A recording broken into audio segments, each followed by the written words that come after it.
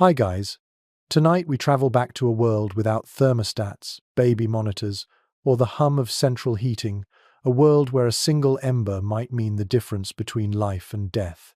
You open your eyes to the soft crackle of a dying fire. The walls of the hut around you breathe with drafts, their wooden seams sighing under the weight of the snow outside. You can see your own breath curling in the half-light. Somewhere near your feet, a baby whimpers. You pull your cloak tighter and realize you probably wouldn't survive this winter yourself. So, before you get comfortable, take a moment to like the video and subscribe, but only if you genuinely enjoy what I do here. And tell me where you're listening from, and what time it is where you are. Now, dim the lights. You stand inside a one-room home of rough timber, its roof bowed with frost. The smell of smoke lingers thick and sweet, seeping into everything: wood, hair, and skin. It's late in the medieval year, the kind of cold that sinks through wool and bone alike. The baby's mother, wrapped in layers of homespun linen, sits close to the hearth. The fire is barely alive, just a red pulse of coals tucked beneath ash. Her breath fogs as she leans forward, coaxing the embers with a straw tube. You notice her hands raw, cracked, trembling from fatigue, and think how fragile warmth is in this world. Outside, the night presses hard against the shutters. The wind howls like a hungry animal, clawing at gaps in the doorframe. You hear the muffled clucking of hens roosting in the corner, their body heat as vital as any fire. Every living creature inside this hut, from the baby to the chickens, is part of a fragile network of warmth, a shared defense against the cold. The baby lies in a cradle carved from an old ale barrel. Its sides are lined with straw and covered in a small wool blanket. The child's cheeks are red and shiny, the nose constantly wet. You can almost feel the mother's worry humming through the air, because she knows that if this baby falls ill, there's little she can do. In medieval Europe, nearly 1 out of 3 infants never reached their first year. The winter months were the cruelest. A mainstream historical fact often cited by demographers is that infant mortality peaked sharply during the coldest quarter of the year. Poor ventilation, smoky fires, and freezing air made simple infections deadly.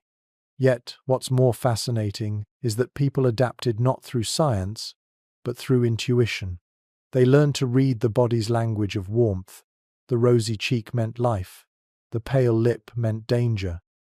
In this dim interior, the hearth glows faintly, and you begin to notice the architecture itself is a kind of organism. The low ceiling traps heat. The thatch above is thick with moss. The floor, packed earth, holds a slow, quiet temperature from the day's faint Sunday. There's a faint dripping sound somewhere, a reminder that melting snow can just as easily flood the fire pit as feed it. You breathe in again. The scent of the place is a mixture of humanity and survival. Old milk, sweat, smoke, and soot. It's strangely comforting once you accept it. The baby, swaddled tightly like a cocoon, can't move much, its arms pinned to its sides. The mother believes movement wastes heat, and she's not entirely wrong. You glance toward the doorway where a fur curtain serves as insulation.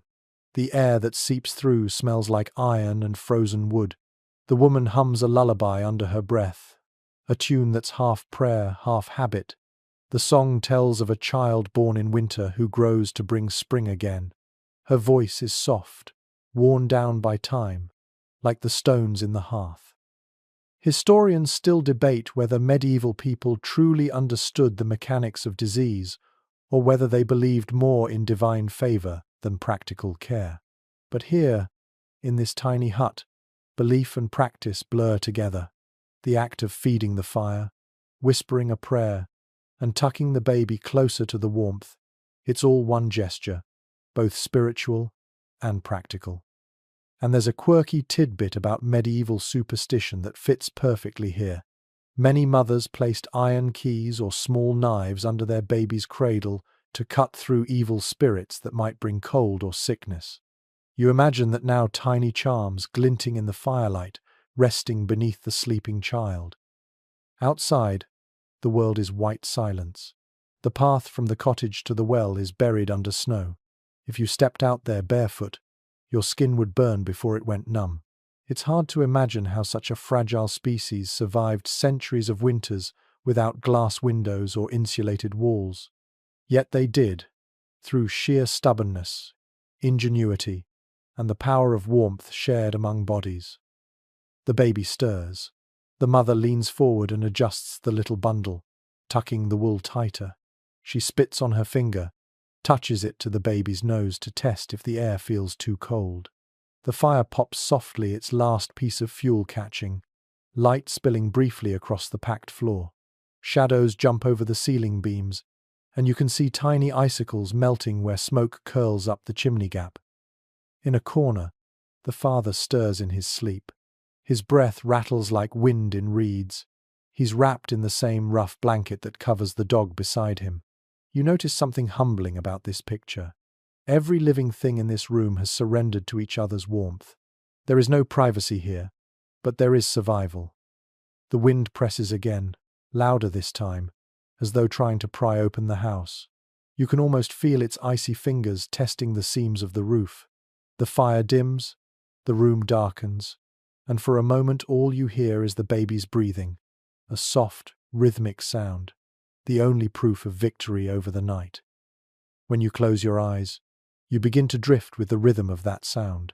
You picture hundreds of huts like this one scattered across Europe, each holding a small red glow inside a black sea of winter. From the fjords of Norway to the fields of France, every mother bends over her child in the half-light, whispering old words to keep frost at bay. Somewhere far away, a bell tolls from a stone church, its echo swallowed by the snow. You think of how faith stitched itself into daily survival, how every breath seemed a prayer. For a medieval parent, keeping a baby alive through winter wasn't just about firewood or food, it was about hope, pressed into every ember and every lullaby. As the mother finally lies down, curling her body around the cradle, you sense the fragile peace of exhaustion. Her breath joins the soft symphony of sleeping bodies. Outside, dawn is still hours away. Inside, the last spark of fire glows faintly under ash, like a heartbeat beneath skin. And as your own eyes grow heavy, you realize this story doesn't end in one hut. It stretches across centuries, across countless winters, where every generation learned sometimes painfully how to keep warmth alive. You take one last look at the baby, its face barely visible under the blanket, and feel the strange comfort of continuity. Life, after all, is the quietest rebellion against the cold. You awaken again to the faint pop of embers and the sound of a mother stirring the ashes. The night has passed, barely. The dawn that filters through the cracks in the shutters isn't bright, it's a grey, silvery light that feels almost cold to the touch. You can hear wind outside, carrying a thin whistle through the frozen landscape. In this pale morning, the first task is always the same: to revive the fire. The tiny hearth before you glows like a red pupil in the darkness. Every medieval home revolved around it. Without this single point of heat, nothing, neither food, nor comfort, nor life could last long. The hearth was the heart, and everything else, walls, beds, cradles, even prayers, radiated outward from it like ribs. You watch the woman crouch, hair falling loose, as she adds thin twigs first, then thicker wood.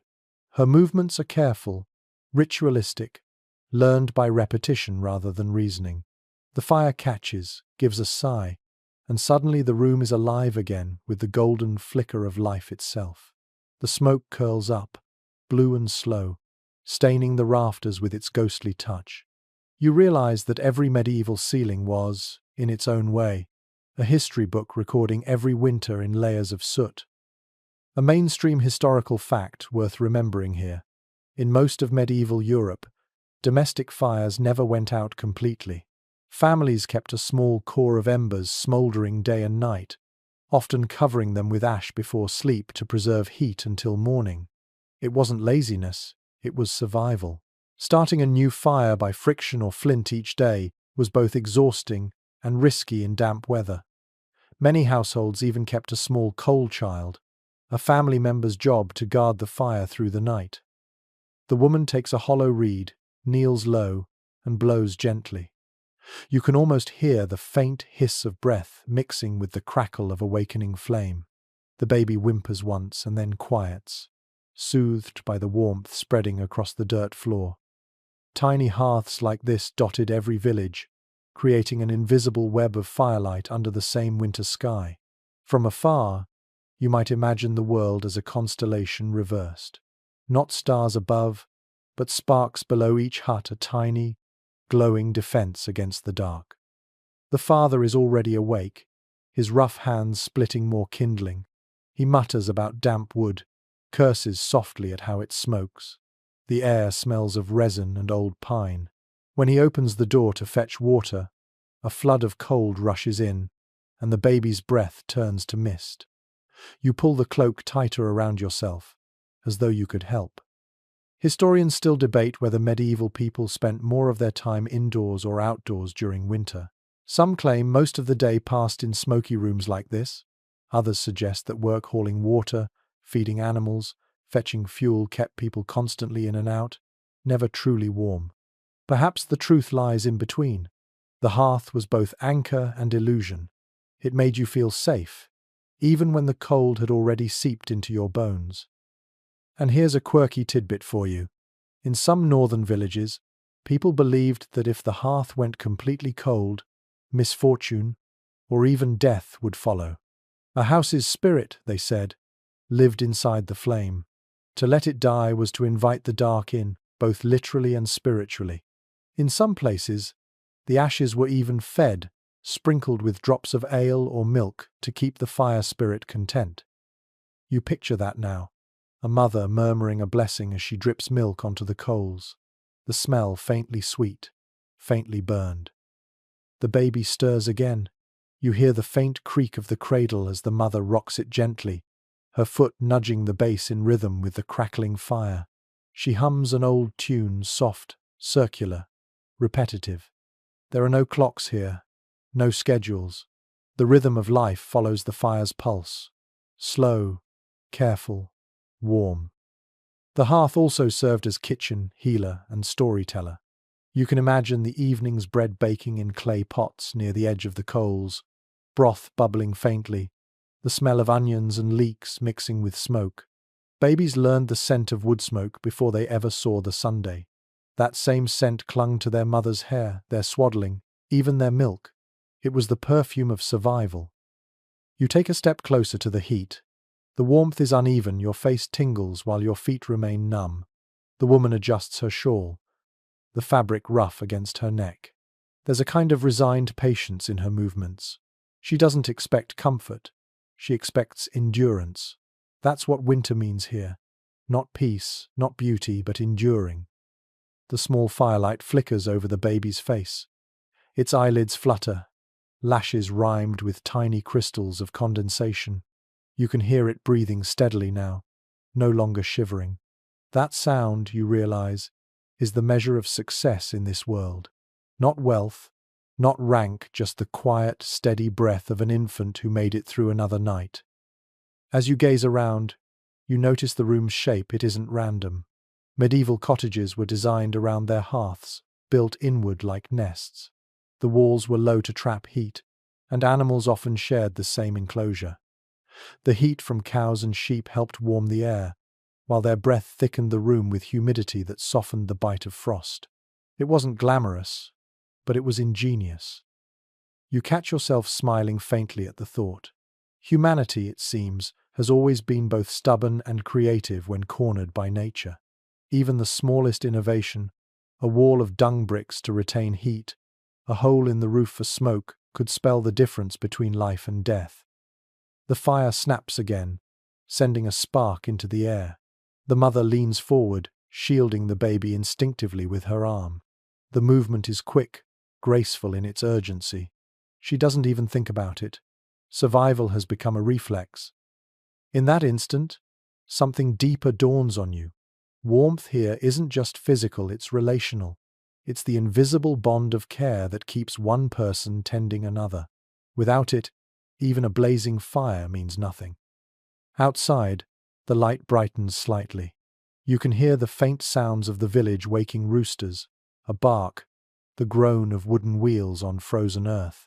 Every home, every mother, performs the same quiet morning ritual. Breathe life back into the ashes, keep the baby warm, make it to noon.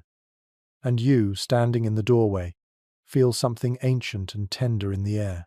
This small hearth, with its trembling flame, has seen centuries of hope and exhaustion. The warmth isn't strong, but it's enough.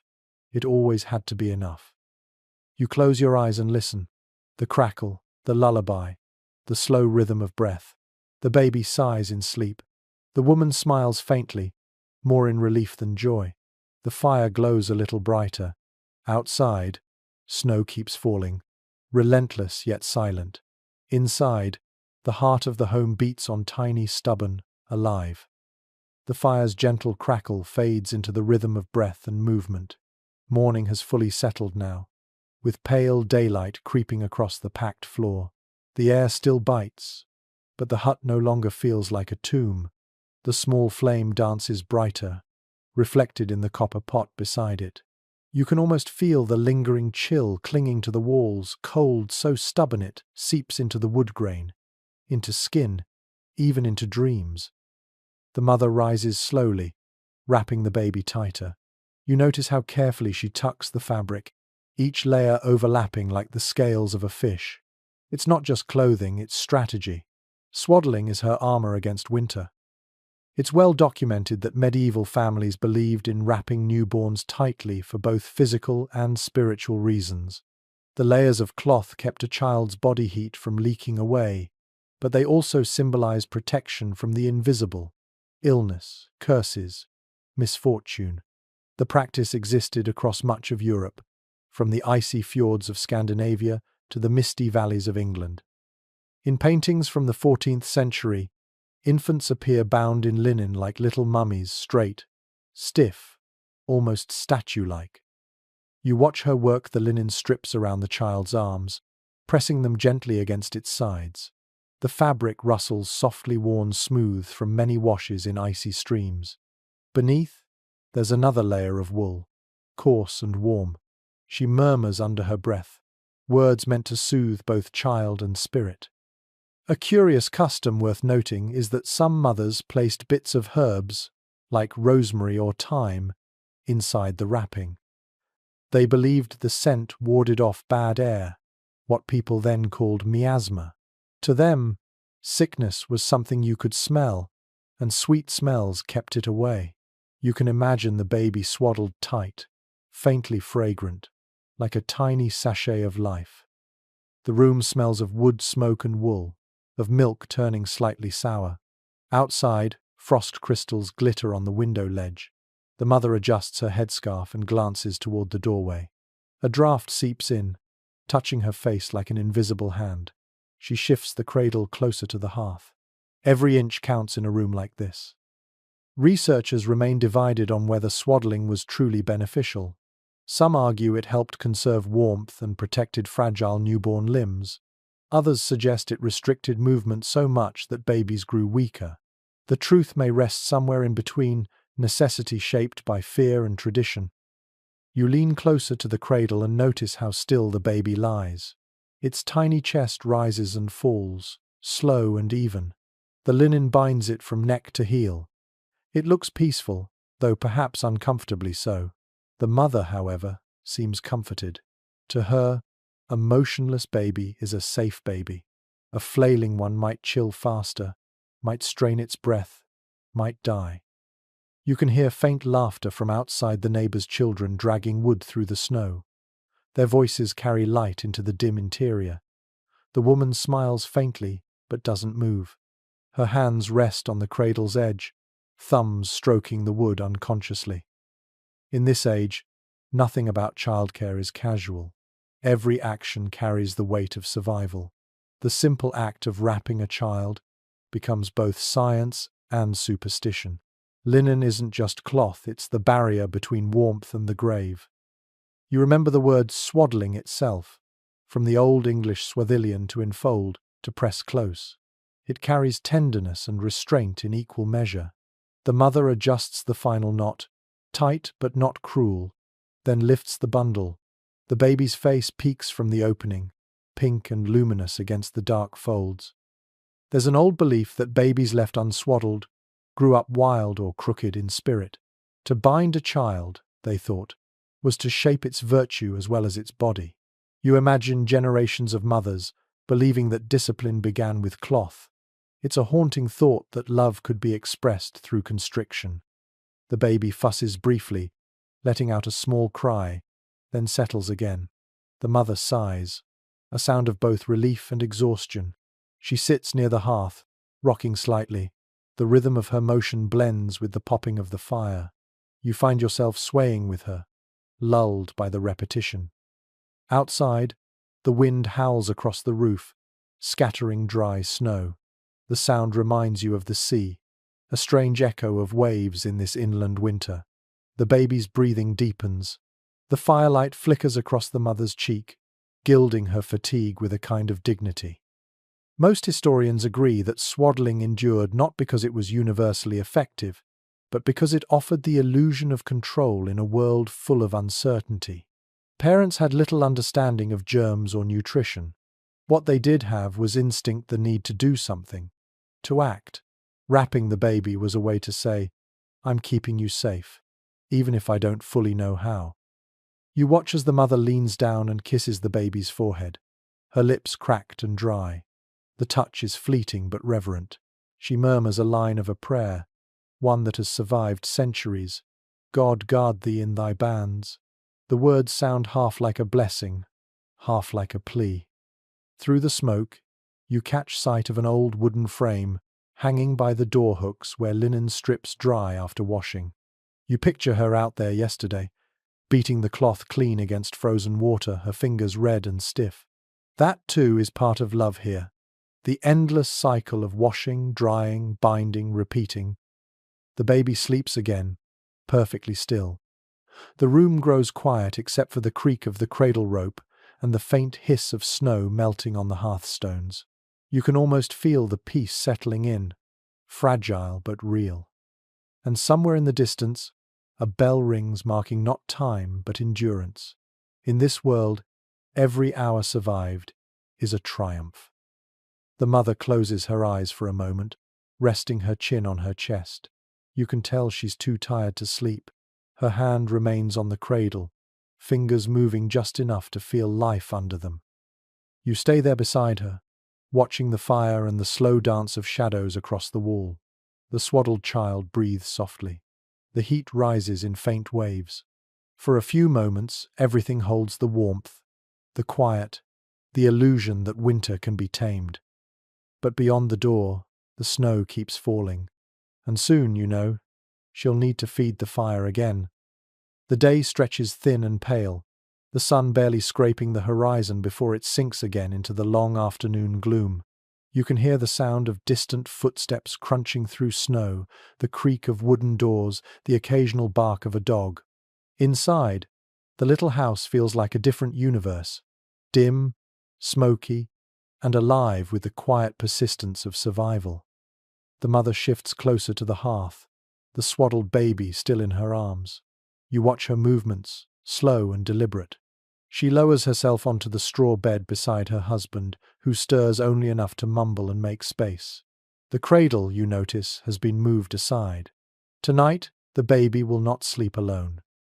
It's recorded in parish writings and household accounts that families in medieval Europe rarely slept apart from their infants. The idea of a separate nursery or cradle room belonged only to nobility, and even then, the practice was less about comfort and more about display. For ordinary folk, the night was a shared affair. Parents, children, sometimes grandparents, and even animals all crowded together under the same blanket of breath and warmth. You lie there beside them in imagination, hearing the soft symphony of sleep, the father's rough snore, the mother's shallow breathing, the faint hum of the baby's sighs. The dog curls at their feet, tail twitching as it dreams. In the background, the fire gives a muted pop. It's a humble orchestra, but to the medieval ear, it meant safety. No one can quite agree on how safe co-sleeping really was. Some chroniclers warn of tragedy, babies smothered under the heavy folds of wool, crushed by an exhausted parent's weight. Others insist that the warmth and closeness kept countless infants alive. Perhaps both are true. Comfort and danger often share a bed in history. A peculiar practice mentioned in local folklore was to place a small wooden board, called a bed plank, between the parents and the infant. It wasn't much more than a piece of rough timber, but it created a symbolic boundary, a reassurance that love wouldn't turn to accident. The mother here doesn't seem to have such a board. She simply folds her arm around the baby and keeps its head above the blankets, her hand resting on its chest as if tethering it to the living world. The blanket itself is thick, heavy with lanolin and smoke. It smells faintly of wet sheep and hearth ash. You can almost feel its rough weight pressing down. Yet beneath it, the space is surprisingly warm. The air carries that damp, intimate scent of shared breath. You shift closer to the imagined warmth, realizing that in a place like this, proximity is the only real form of insulation. There's a tender irony in this scene. The same closeness that risks suffocation also ensures survival. In a stone cottage with frost crawling up the walls, love itself becomes a heating system. You picture hundreds of nights like this across medieval Europe, mothers curling their bodies around, infants like living cocoons, their hearts pounding slow lullabies against tiny ribs. Archaeological evidence from rural dwellings supports this idea. Many excavated homes show sleeping areas arranged directly beside the hearth, sometimes built on raised platforms of packed clay to capture residual heat. The closer to the fire, the closer to life. The father murmurs something, a dream perhaps, and turns, his hand brushing the baby's wrapped foot. The infant stirs but doesn't cry. The mother's shushing hum fills the darkness. It's not a song exactly, more a vibration of habit. She doesn't even need words anymore. Sound itself has become comfort. There's a curious superstition that lingers in some northern regions. Parents would whisper the names of ancestors before sleep, believing that invoking the dead's warmth might guard the living child. The logic is poetic, if not practical. You imagine that now soft voices speaking into the night, asking ghosts for borrowed heat. Outside, the storm gathers. The roof beams groan under the weight of snow. Through a gap in the wall, you glimpse faint starlight, cold, sharp, indifferent. The contrast between that frozen vastness and this fragile bubble of warmth is almost painful. And yet, this is how humanity endured, one small circle of firelight at a time. Some experts maintain that the medieval practice of shared sleeping was less sentimental and more economic. Firewood was scarce, and heating multiple rooms was impossible. To share a bed was simply efficient. But you suspect something more human in it, a wordless acknowledgement that comfort is easier to find in another heartbeat than in another log of wood. The baby gives a soft grunt, then settles. The mother adjusts her shawl and glances toward the dying fire. There's an eternal rhythm in her fatigue, the instinct to protect, even when sleep tugs hard at her eyes. Her world has narrowed to this. One arm, one child, one night. The warmth radiates unevenly strong near the hearth, fading into chill near the door. You can imagine frost creeping silently over the wooden latch, the outside world trying to reclaim its dominion. But inside, life persists in small gestures. The shared breath beneath a blanket, the whisper of a lullaby, the hum of an ember. In some illuminated manuscripts, artists depicted the Nativity not as a grand miracle, but as a scene much like this: Mary and the infant huddled near a fire, Joseph dozing nearby, animals breathing steam in the dark. It seems that the sacred and the ordinary blurred easily when survival was at stake. The divine warmth was, perhaps, just the human one all along. You listen again to the sleeping house. The sounds have settled into perfect stillness. Even the fire has softened to a faint glow, like a pulse behind closed eyelids. The world beyond these walls might be frozen solid, But inside, time itself slows to a gentle heartbeat. And in that hush, you realize something quietly profound. Warmth isn't just the absence of cold, it's the presence of care. Every shared bed, every whispered song, every outstretched hand in the dark has carried humanity across the centuries. The mother's breathing deepens, the baby's chest rises and falls in perfect rhythm with hers. You can almost feel that synchronization, the primal duet of survival. Outside, snow continues its patient descent. Inside, the fire fades but does not die. The hearth's last spark reflects faintly in the baby's half-open eyes before sleep takes over again. You exhale, slowly, and let your thoughts drift with theirs into the soft darkness, where warmth and love are the same thing wearing different faces. You wake to a thin blue dawn filtering through the smoke hole above, carrying the sharp scent of frost and damp wood. The mother is already awake, shoulders hunched, coaxing life back into the hearth. You can hear her breath, steady and determined, the sound of someone who knows that warmth never lasts, it must be earned again and again. A pot of water hisses faintly as it begins to thaw over the embers. The baby stirs in its wrappings, a muffled murmur of hunger. You can almost feel the tension in the air, that daily tug between exhaustion and duty. The father is gone, perhaps to fetch wood or tend to the animals. His absence makes the room feel colder. The mother adjusts her shawl, lifts the baby, and settles onto a stool near the fire. The baby's cries rise and fall, high and thin, before softening against her breast. Records from monastic infirmaries and midwives' manuals suggest that breastfeeding in winter was far more than nourishment, it was survival. Mother's milk carried warmth as much as food, a living fluid that protected against both hunger and chill. A well-fed infant stayed warm longer, its body working like a tiny furnace fueled by comfort. You watch her cradle the child, the rhythm of her rocking almost hypnotic. Her fingers trace the baby's cheek, wiping away a smear of frost that melted inside the shawl. You notice her skin raw and red, cracked from washing cloth in icy water. The baby latches again, and the room seems to exhale with relief. No one can quite agree on how common wet nursing truly was in rural medieval life. Some scholars argue that it was mostly a privilege of wealth-noble mothers hiring women to nurse their infants when their own health failed. Others point to parish records hinting at village women who offered their milk to neighbors for barter, food, or gratitude. In a winter like this, generosity could mean the difference between life and loss. A curious account from a 13th century French chronicle tells of a woman named Alix who nursed not only her own child but two others whose mothers had died of fever. Her neighbors called her La Mère des Neiges, the mother of snow, because she seemed to melt the cold itself with her warmth. You can picture her now, seated beside a fire much like this one, three small mouths pressed against her, all equally fragile and equally precious. The mother before you rocks in silence, the only sound the gentle suckling and the sigh of wind through the cracks. Her expression is one of endurance, not sentimentality. Feeding a baby in winter is both sacred and monotonous, a rhythm older than language. Sometimes, milk doesn't come easily. The medieval remedy for that was strange but strangely poetic, warming the breasts with heated stones wrapped in cloth, or massaging them with goose fat to invite the milk to rise.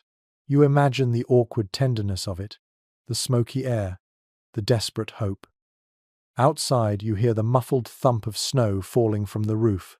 The mother glances toward the door, her body tightening with instinct. Every sound could mean danger. A fox near the hens, a stranger passing, or simply another gust threatening to steal her heat. She whispers a small prayer, one of those half-superstitious phrases carried from grandmother to daughter. God keep the milk sweet and the frost away. It's strange to think how something so simple as feeding could hold such cosmic weight. In this world, every act of care feels like defiance. The baby unlatches, sighs, and drifts into sleep. The mother wipes its lips, then holds it close against her skin, tucking the wool blanket around them both. She doesn't put the child back in the cradle, not yet. The warmth of her own body is too precious to waste. In many regions, mothers slept with babies tucked under their tunics, sharing heat skin to skin.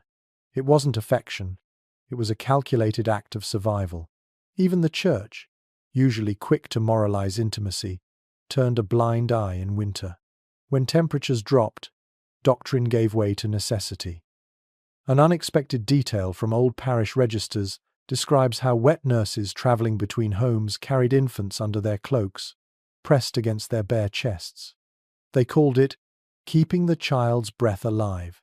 You can picture it, a woman trudging through snow, cloak flapping, the faint heartbeat of another life against her ribs. The mother in front of you finally lays her baby down again, sighing with fatigue. The fire burns brighter now, fed by new wood. She cups her hands around a bowl of thin broth, sips slowly, and gazes at the child as if willing it to stay warm. Her face softens in the firelight. There's love there, but also fear. Fear of waking to silence, fear of losing warmth faster than she can feed it back. You realize that in a time like this, motherhood is a constant negotiation with the elements. Some experts suggest that mothers burned more calories in winter, simply from the effort of keeping their babies warm and fed. The body, fighting to produce milk while surviving its own hunger, became a miracle of adaptation. You glance around the room. Everything is designed for warmth now. Straw stuffed into the wall cracks, cloaks hung near the fire to dry, a pot of porridge cooling for the next meal. Even the dog, curled tight near the hearth, seems part of the system, a living heat source, loyal and necessary. The mother hums again, quieter this time, as though singing just for herself. The song drifts and fades into the sound of the baby's tiny snores. The world beyond the door is still frozen solid, but in this tiny pocket of breath and firelight, life goes on. You take one last look at the pair, the woman slumped with exhaustion, the baby sleeping warm and safe, and realize that in the endless war against cold, this small act of feeding might be humanity's most powerful weapon. The fire cracks softly, sending sparks into the smoky air. You can almost feel the warmth against your own face, faint but real, like a pulse echoing across centuries. The light outside the hut fades into an orange-grey dusk. You hear the lowing of cattle returning to their pens, the clatter of a wooden bucket set down on frozen ground. Inside, the mother is working by habit now, not thought tending the fire, stirring the pot, adjusting the cradle's position so that the baby can sleep in the safest corridor of heat. Your eyes follow her movements toward the small wooden cradle itself. It's nothing ornate, a box of rough pine, its corners darkened with soot and time. But it carries the weight of meaning, the baby's first bed, its first shield against a merciless world.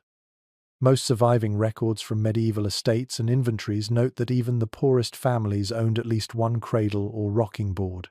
These weren't luxuries. They were essential tools, miniature fortresses of warmth. Some were carved from hollowed logs, others cobbled together from broken furniture. The goal was always the same: to keep the infant above the damp floor, close enough to the fire to feel its breath but far enough not to burn. You can smell the pine pitch rising faintly from the cradle's edges, warmed by the nearby flames. The mother adjusts its position again, her hand testing the air like a living thermometer. There's no glass, no gauge, just instinct and skin. She leans close, checks for the faintest whiff of scorching wool, then nods in satisfaction. Archaeological digs in northern England reveal hearthside scorch marks along the floors of peasant cottages, arranged in crescent patterns. Experts believe these were the resting spots of cradles moved back and forth during cold nights, just near enough to catch the warmth. The evidence paints an intimate picture: a parent crouching in darkness, inching a cradle closer as embers die, whispering prayers while smoke curls low. The mother kneels beside the cradle now, her knees sinking into straw. The fire pops, spitting sparks that vanish before they land. She stirs the coals with an iron rod and pushes a log deeper into the heart of the heat. The sound is hypnotic, a slow rhythm of crack, hiss, sigh. There's a charming superstition from the Alps that parents sometimes hung cradles from ceiling beams so they could sway above the floor. The gentle motions soothed the baby and, they believed, kept evil spirits from crawling up from the cold earth.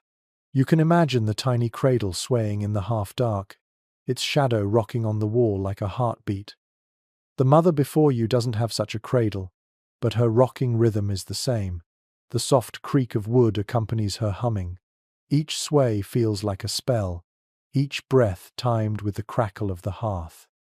Researchers have long wondered whether these cradle positions were part of an unconscious science's early experiments in radiant heat management. Perhaps they were. The placement near fire, the layering of straw beneath, the reflective stones behind it all reads like primitive engineering born of desperation. The air smells thick with wood smoke and boiled barley.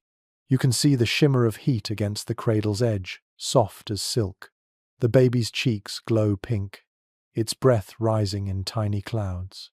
You find yourself unconsciously leaning forward, warmed by proximity to this little scene that has repeated for 1,000 winters.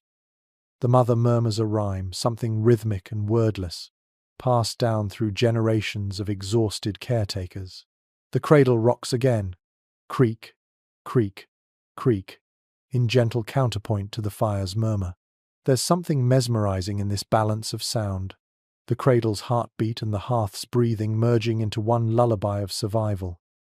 Some experts think this closeness to the fire caused as many dangers as it prevented. There are medieval coroner's reports describing infants who suffocated from smoke or caught fire when a coal rolled astray. Yet even those grim stories couldn't dissuade families. In a land where frostbite could come before dawn, risk was part of the bargain. The line between warmth and danger was thin, but necessary. The mother wipes the soot from her hands onto her apron, then crouches to check the baby's face again. The child stirs but doesn't cry, its body wrapped tight in swaddling, safe and still. She smiles faintly. It's not joy exactly, but the satisfaction of temporary victory. Another hour of life secured. You look closer at the cradle's surroundings. A flat stone has been placed behind it, absorbing the heat from the fire and reflecting it back toward the baby. A clever trick stone stores warmth long after the flames die. The floor around the cradle glows faintly red, warm to the touch. It's like standing at the edge of an ancient equation. Stone, fire, air, and flesh all working together to trick the cold into surrender. No one can quite agree on where the idea of the rocking cradle first began. Some claim it evolved from grain sifters. Others trace it to the small wooden boats of coastal villages, adapted for land use when the sea froze. What's certain is that by the High Middle Ages, nearly every region of Europe had its own version, each shaped by local wood, weather, and belief. The fire's glow deepens into gold. Shadows lengthen across the room, soft and alive. The dog shifts in its sleep, the faint jingle of its collar echoing under the rafters. The mother hums on, rocking, rocking, until even you begin to feel drowsy. Then, unexpectedly, the baby stirs with a small whimper. The sound breaks the spell. The mother leans forward, hand hovering over the cradle. Her eyes are tired but alert. She waits, listening, every nerve attuned. The cry fades, and the stillness returns. You realize how much faith this rhythm demands. The trust that the cradle will not tip, that the fire will not flare too high, that the child's next breath will come. In that fragile balance, the cradle becomes more than furniture. It's a vessel of faith, a wooden ark, carrying a single passenger across the frozen flood of winter. The mother lies back, finally, her head resting on folded arms. The cradle sways gently beside her. The fire breathes low but steady. Everything in this space seems to revolve around the same pulse, the rhythm of survival, of endurance, of care. And as the last light of evening slips away, you feel yourself drawn into that rhythm too. The air hums softly. The smoke rises like a ghost through the roof hole. The cradle rocks on, quiet as a heartbeat, through the long medieval night.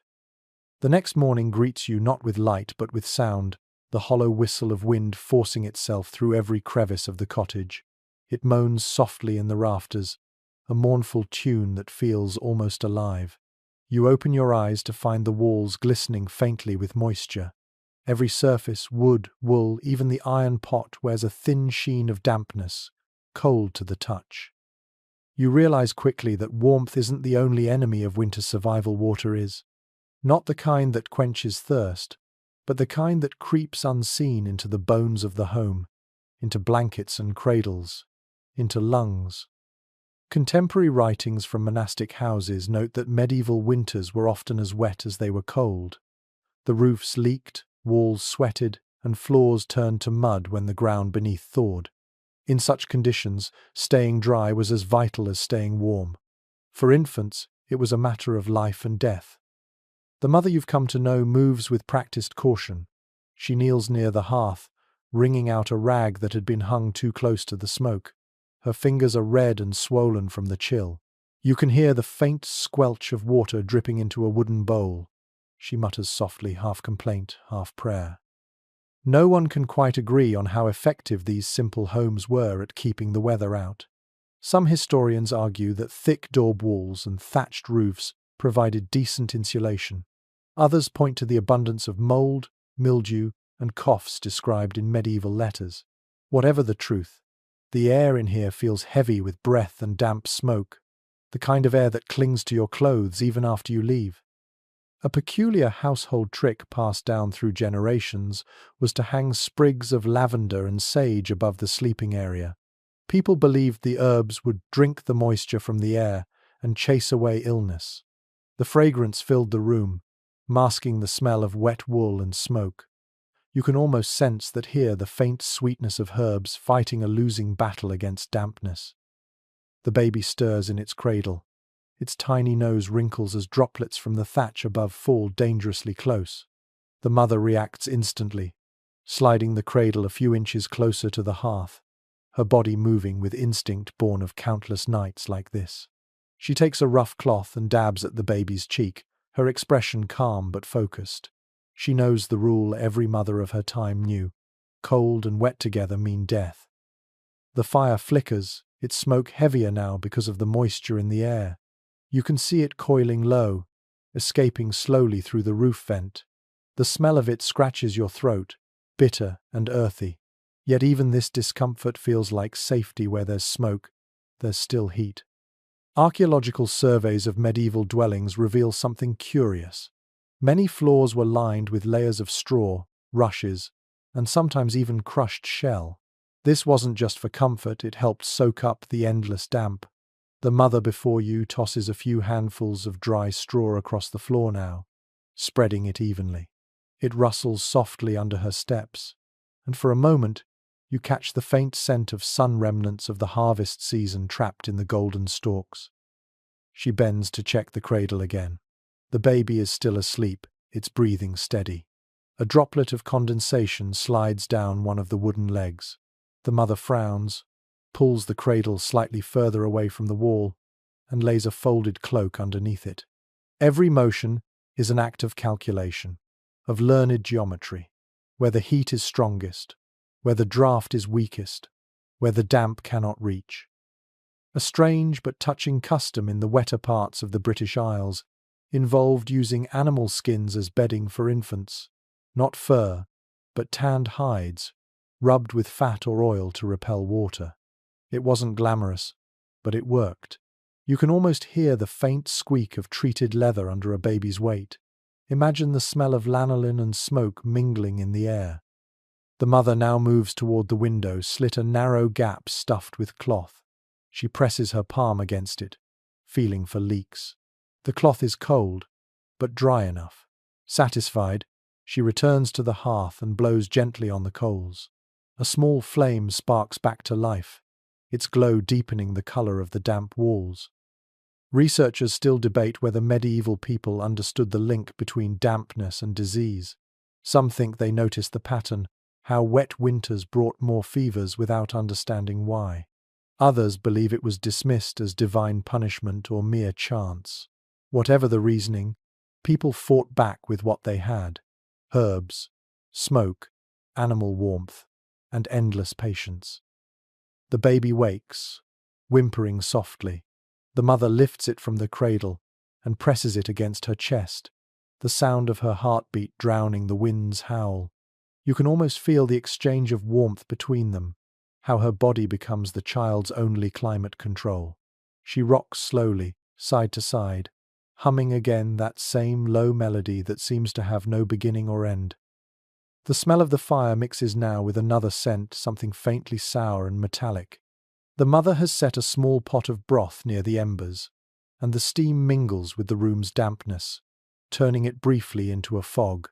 In that haze, the outlines of the cradle, the hearth, and the mother blur together, becoming one shape, the shape of persistence. Outside, rain has started to fall. You can hear it drumming lightly on the roof, then heavier, until the whole house seems to hum under its touch. The sound isn't entirely unpleasant, it's rhythmic, like a lullaby played by the sky. But you know the danger it brings: more moisture, more cold, more rot. The mother hums louder, as if answering the rain's rhythm with her own. The baby quiets again. The cradle creaks faintly as she sets it back down, rocking it with her foot. In the dim light, her profile looks ancient, carved from fatigue and love. A line from a 15th century midwife's journal comes to mind: "A dry babe shall live when a wet babe shall die." It's brutally simple, yet it captures the whole struggle of winter motherhood in one sentence. Dry cloth, dry air, dry skin, these are not luxuries. They are the difference between morning and morning. You sit silently, listening to the duet of fire and rain. The dampness creeps closer, but for now, the hearth still wins. The child sleeps, warm and dry. The mother exhales, her shoulders dropping just slightly. It's a small victory, but in this house, small victories are all that exist. And as the night closes in again, you realize that survival here is not about strength or luck, it's about observation. Every drip, every draft, every spark of flame must be read, answered, and adjusted, over and over, until dawn. By the next night, the storm has passed, leaving the world outside eerily silent. The snow glows faintly blue beneath the moonlight, and the air hums with the stillness that follows chaos. Inside the hut, the mother sits near the hearth again, shoulders wrapped in a heavy wool cloak. Her face is drawn, eyes rimmed with fatigue, but the baby in her arms sleeps soundly. The fire flickers low, filling the room with slow-moving shadows. You notice something different tonight. There's movement in the corner of the room, a soft rustling, followed by a faint meow. The family cat emerges, tail flicking, eyes shining like amber in the firelight. It leaps onto the bed, curls into a tight coil near the woman's hip, and begins to purr. It may seem trivial now, but in the Middle Ages, animals were part of the warmth equation. In the absence of insulation or blankets, families turned to living companions for heat. Archaeological evidence points to this reality: layers of straw mixed with animal hair in bedding, bones of dogs and goats found near hearths, even writings describing cats sleeping inside cradles beside infants. It wasn't sentimentality, it was strategy. The woman glances toward the cat, gives a tired smile, and lets it stay. Its purring fills the silence, a sound so soothing it feels medicinal. You sense that she welcomes the extra warmth, even if the church would frown upon it. For centuries, religious authorities warned against keeping animals too close to humans indoors, citing both hygiene and morality. Yet practical necessity often overruled doctrine. A small dog under the blanket could mean a night's sleep instead of frostbite. A goat in the corner provided not only milk but the comfort of another heartbeat. In winter, theology had to bow to survival. A curious note from a 14th century farming manual mentions that peasants sometimes kept lambs indoors during harsh winters, not only to protect them from predators, but to bring God's breath of warmth into the home. You imagine the soft bleating of a lamb mingling with the crackle of the fire, the earthy smell of wool and straw mixing into the air. The cottage becomes less a home and more a living ecosystem, a symphony of breathing bodies warding off the cold together. The baby stirs. The mother shifts, gently lowering the child into its cradle. The cat stretches, then repositions itself near the fire. Its tail brushes the cradle's side, making it rock faintly. The baby doesn't wake. The mother watches for a long moment, eyes half closed, before lying down beside them both. There's a tender practicality in the way she arranges her world. Every creature has a place, each one contributing warmth, movement, or comfort. Even the chicken in the corner, feathers ruffling as it dreams, serves a purpose. The body heat of a few animals can raise the temperature of a small hut by several degrees. In a world without chimneys, that mattered. The fire burns low, throwing amber light across the floor. You can see the faint shimmer of frost melting where the cat's paws have walked. The room hums with soft, organic sound, snoring, purring, the faint sigh of the wind beyond the door. No one can quite agree on how people of the time felt about sharing space with animals. Some chronicles suggest affection, others disdain. But one thing is clear: necessity blurred all lines. To sleep beside a goat or a dog was not shameful. It was pragmatic. Survival rewrote etiquette nightly. The mother murmurs in her sleep, perhaps reciting a prayer out of habit. The words blend into the low rhythm of the fire. Keep the beasts gentle. Keep the babe warm. There's something beautifully utilitarian about it, faith expressed, not through grand cathedrals, but through coexistence under one humble roof. A traveller's diary from the early 1300s describes visiting a cottage in the Scottish Highlands where a child and a dog shared a single sheepskin blanket. The writer, horrified at first, later admitted that the dog's heat was like an ember that did not die till morning. It's a strangely moving image, a reminder that companionship isn't always born of love, but of shared need. The mother stirs and sits up for a moment, feeding another small stick into the fire. The flames catch with a soft whoosh, painting her face in orange light. The baby sighs in its sleep. The cat stretches again, eyes narrowing with satisfaction. The harmony of the room feels fragile but complete. If you listen closely, you can almost hear the invisible exchange, the warmth passing from fire to air, from mother to child, from animal to floor. It's a loop, a closed circuit of life humming quietly against the endless cold outside. Researchers often refer to this as thermal community, though the people themselves would never have named it. They didn't think in scientific terms. They simply knew that togetherness was warmer than solitude. It's a kind of knowledge older than books, one passed by example, by instinct, by touch. The night deepens. Outside, the snow hardens into glassy sheets under the moon. Inside, the family and their animals breathe in sync. For a moment, you realize that this tiny house is a living organism, its pulse steady, its warmth self-sustaining. A strange belief recorded in Eastern Europe tells that every creature in the household shared one soul during winter. To harm one was to harm all. Whether or not anyone truly believed that, it feels true in this moment. You can sense the unity here, the mother, the baby, the animals, the fire, all linked by a common rhythm of survival.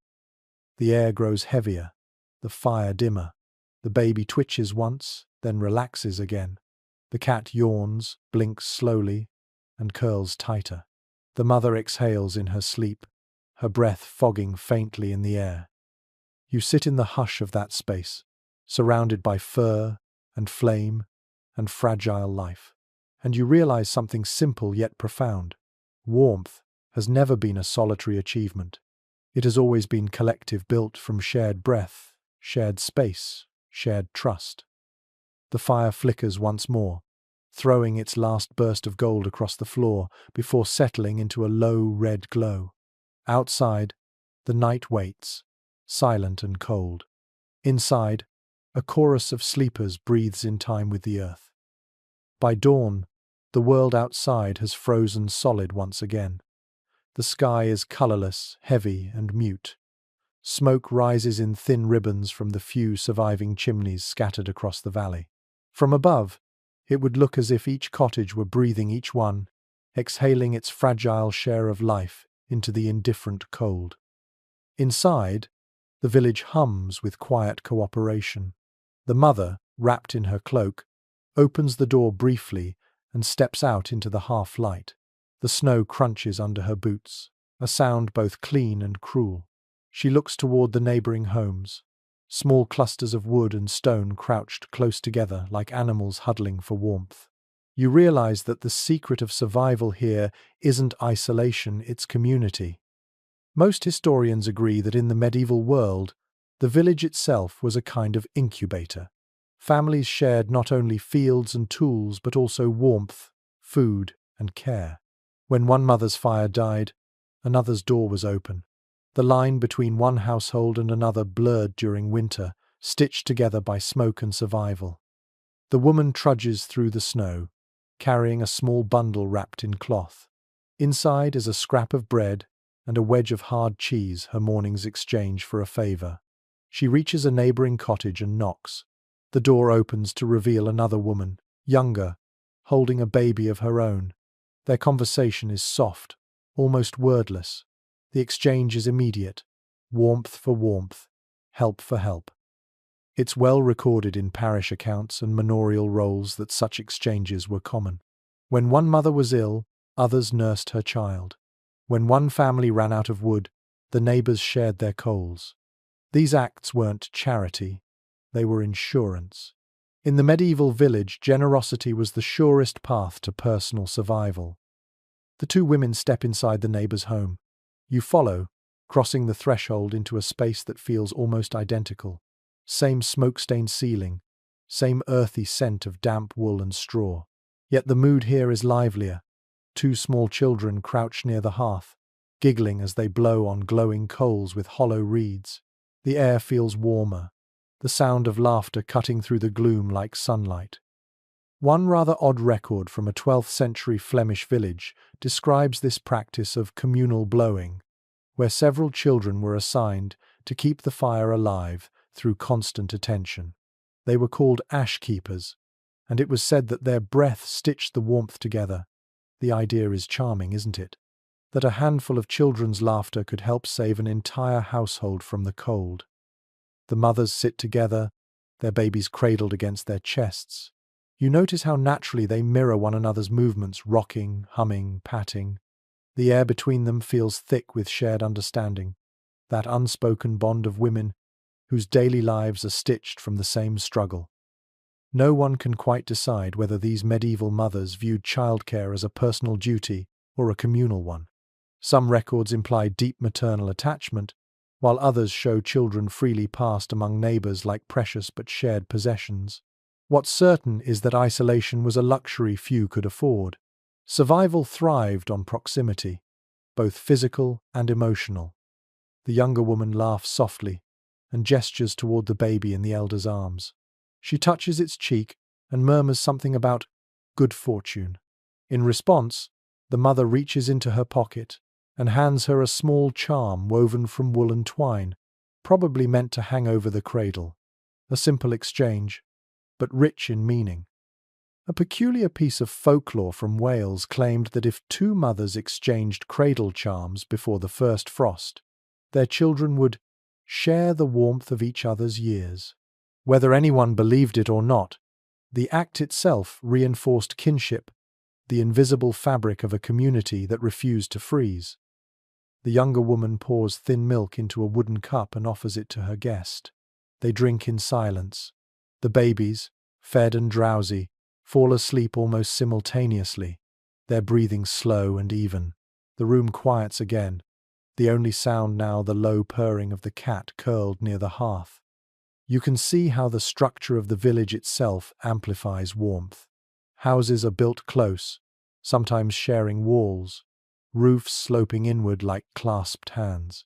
The alleys between them are narrow enough that neighbors can pass a coal or a loaf of bread through a window. It's architectural empathy, each home leaning on another, both literally and symbolically. Researchers call this the thermal economy of medieval villages, the unspoken exchange of warmth through shared fuel, labor, and shelter. It wasn't planned or recorded, it simply existed, as natural as breathing. The older mother finishes her drink and stands to leave. The younger one follows her to the door, pressing a small bundle of dry herbs into her hand, a trade for the bread and cheese. The smell of thyme and sage lingers as she steps back into the open air. Outside, the cold stings again, but it feels different now, less hostile, more manageable. The smoke rising from the chimneys forms a soft haze over the rooftops, as though all the fires are speaking to one another in a language of light. A chronicler from a 14th century monastery once wrote, "In winter, the village is one body with many hearts." You think of that now, watching the mother walk home, her breath curling into the frozen air. Each house she passes holds a flicker of her warmth within it, just as hers holds a piece of theirs. When she returns, her husband is chopping wood outside the door, his breath thick as fog. He nods to her but doesn't speak. She passes him the herbs, and he grins faintly, a silent acknowledgement that she's done more than fetch help. She's reinforced their place in the invisible network that keeps them all alive. Inside, the baby sleeps soundly, wrapped in its swaddling, cheeks flushed with warmth. The mother sits beside the cradle, stretches her hands toward the fire, and exhales. Her shoulders sag in relief, her body thawing slowly from the cold.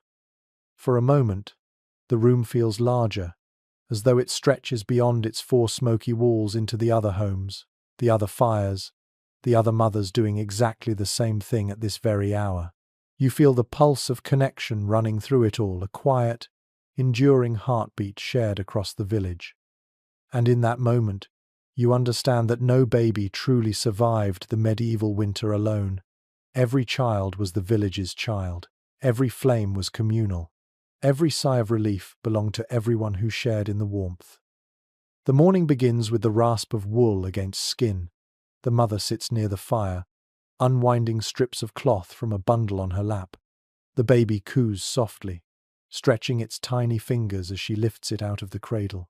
You can hear the whisper of fabric, the rustle of linen, the faint sigh of warmth escaping. She's about to perform one of the most important rituals of the day, dressing her child for the cold. Textiles, in this world, are not luxuries, they are lifelines. The walls of the cottage are thin, the fire fickle, but the right weave, the right thread, can hold life where fire cannot. Across medieval Europe, wool and linen were as vital as bread and water. Entire economies revolved around their making. It's widely recorded in merchant logs and household accounts that linen was the first layer closest to the skin, soft, breathable, and easy to wash. Wool, heavier and almost oily with lanolin, came next, trapping air like an invisible blanket. Together they formed an ingenious insulation system, one refined by centuries of practice. The mother's hands move deftly, wrapping the baby in linen so fine it almost glows in the firelight. The cloth smells faintly of soaproot and ash, the telltale scent of washing done in a stream weeks ago. Over that, she layers a small wool tunic, dyed the muted brown of chestnuts. She presses her cheek to the baby's head, murmuring something, a short rhyme, perhaps a blessing. A curious fragment from an Old English rhyme survives in a 14th century household book: linen for purity, wool for grace. May warmth and virtue share one place. It's the kind of line that mothers might whisper without thinking, half superstition, half affection. You can almost hear it now, folded into her breath as she works. The fire pops, throwing a warm halo across the baby's face. You notice how the wool fibers shimmer faintly, catching the light like threads of gold. The mother smooths the fabric with the side of her hand, feeling for damp spots. None. For now, the tiny form in her arms is safe. Some historians propose that textile craftsmanship itself evolved as a form of survival technology. Women weren't merely making clothing, they were engineering warmth, experimenting with the balance between breathability and insulation long before science had words for it. The act of spinning yarn or weaving cloth wasn't just domestic work, it was thermal innovation. The baby squirms a little, and she hushes it, pressing it against her shoulder. You hear the soft rasp of wool against her tunic, the faintest rhythm of heartbeats in sync. For a moment, the world outside snow, wind, hunger disappears into that simple sound. There's a curious practice recorded in Norse households. Before winter began, families would prepare a single set of garments blessed by the hearth's first fire of the season. These fire garments were believed to carry the heat of that inaugural flame throughout the cold months. The mother might pass her baby's wool tunic through smoke or brush it gently against a burning log to bind the warmth inside. You watch her now, leaning the cloth briefly near the fire before pulling it away.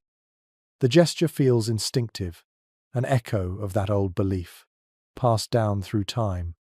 The baby yawns, mouth small as a coin, and settles again. The mother tucks a final scrap of linen under its chin, then pulls the cloak from her own shoulders and wraps it around them both. The cloak smells of earth, sweat, and wood smoke, a scent you now associate with comfort. You notice how she tests the air constantly, as though reading invisible signs, a finger held near the door to feel for drafts, a hand pressed to the baby's feet to gauge warmth. There's no thermometer here, no written record of temperature, only the intimate feedback of touch. Every inch of her skin has become an instrument. No one can quite agree on when true winter clothing for infants first emerged as a distinct craft. Some researchers argue that mothers simply downsized adult garments. Others point to archaeological finds, tiny stitched caps, miniature mittens that suggest specialized tailoring. What's undeniable is the artistry behind it. Each thread carries not just skill but prayer. She reaches now for a pair of woolen booties hanging from a peg. They're crude, uneven, likely made from leftover yarn. She slides them over the baby's feet, muttering about keeping frost from toes and toes from God. It's not blasphemy. It's humor, a small rebellion against the endless cold. A remarkable find from a burial site in central Germany revealed that even the poorest infants were buried, wrapped in layers of carefully woven fabric, often with traces of milkweed or nettle fiber woven into the seams for extra insulation. It's touching proof that warmth, to these people, was love made tangible. The mother settles back on her stool, baby bundled tight in her arms. The fire flickers against her face, catching the glint of her eyes. The cradle creaks softly as the wind presses against the door. For a brief moment, the world feels suspended, just warmth and rhythm and breath. She begins to hum again, this time a lullaby about spinning thread. The words, if you listen closely, speak of the wheel that never stops turning, of life's thin yarn stretched across the loom of winter. It's a song of repetition, of persistence, one you could fall asleep to even now. Outside, a gust of wind rattles the shutters. Inside, wool and linen hold their ground. The mother's body is an extension of the fabric she weaves, her heartbeat the rhythm that keeps both cloth and child alive. Researchers have suggested that the tactile comfort of these textiles, their texture, their warmth played as much a role in medieval mental survival as physical. The act of weaving or mending, of touching something soft in a hard world, became a quiet form of hope. The baby yawns again. The mother smiles faintly, the firelight softening her features. She leans down and whispers something into the folds of cloth, words you can't hear but somehow understand. Something about spring, about staying, about tomorrow. The cradle stands empty now, waiting for its occupant. She lays the child down, the wool brushing softly against wood. The baby wriggles once, then drifts into sleep. The fire snaps again, its light gilding the tiny figure, wrapped in earth's softest armor. The mother sits back, her hands still resting on the edge of the cradle, as though unwilling to break contact. And as the wind sighs across the roof, you realize that in this age, fabric was not mere covering, it was memory. Each thread held the warmth of countless hands, countless winters, countless mothers who refused to let the cold win. By late afternoon, the snow outside deepens again, burying fences and paths in a white silence. The light in the sky fades not gradually but suddenly, as though someone has blown out a candle behind the clouds. The cold returns with a sharper edge, the kind that bites the lungs when you breathe. Inside the cottage, though, the air hums with a different kind of energy, earthier, deeper, more secret. The father is outside. You can hear him dragging something heavy across the frozen ground, a sled perhaps, or a slab of wood. The mother listens but doesn't rise. She knows what he's doing, fetching peat from the buried store beyond the hill. Their stock of dry firewood has dwindled, and peat cut, dried and stacked, since autumn is the family's last defense against the endless cold. Archaeological evidence from across the British Isles and northern Europe reveals that entire villages survived on peat and turf fuel through winters that seemed to stretch without end. Layers of compacted moss and decayed vegetation burned slowly, releasing a steady heat that could last for hours. To those without forests, the earth itself became a furnace. The door opens. The father enters, snow clinging to his beard, and the scent of peat fills the air damp, rich, almost sweet. He sets down a block beside the hearth and begins breaking it apart with a blunt knife. The baby stirs in its cradle, sensing the disturbance. The mother leans over, rocking the wood gently with her foot, her hum blending with the rhythm of his work. A curious note from a 13th-century Danish household record describes peat as the sleeping fire of the land. People believed it held warmth from the summer sun, captured deep underground. To burn it in winter was to borrow back that lost season, a quiet trade between the living and the buried. You can almost feel that now the way the smell of the burning turf seems older than smoke, like time itself made tangible. The father stacks the blocks carefully, arranges them in the hearth's center, and lights a small coal beneath. The peat catches slowly, sighing before it glows. The flames rise not bright but blue-orange, spreading heat through the room in slow, invisible waves. It's a patient fire, the kind that never blazes yet, never truly dies.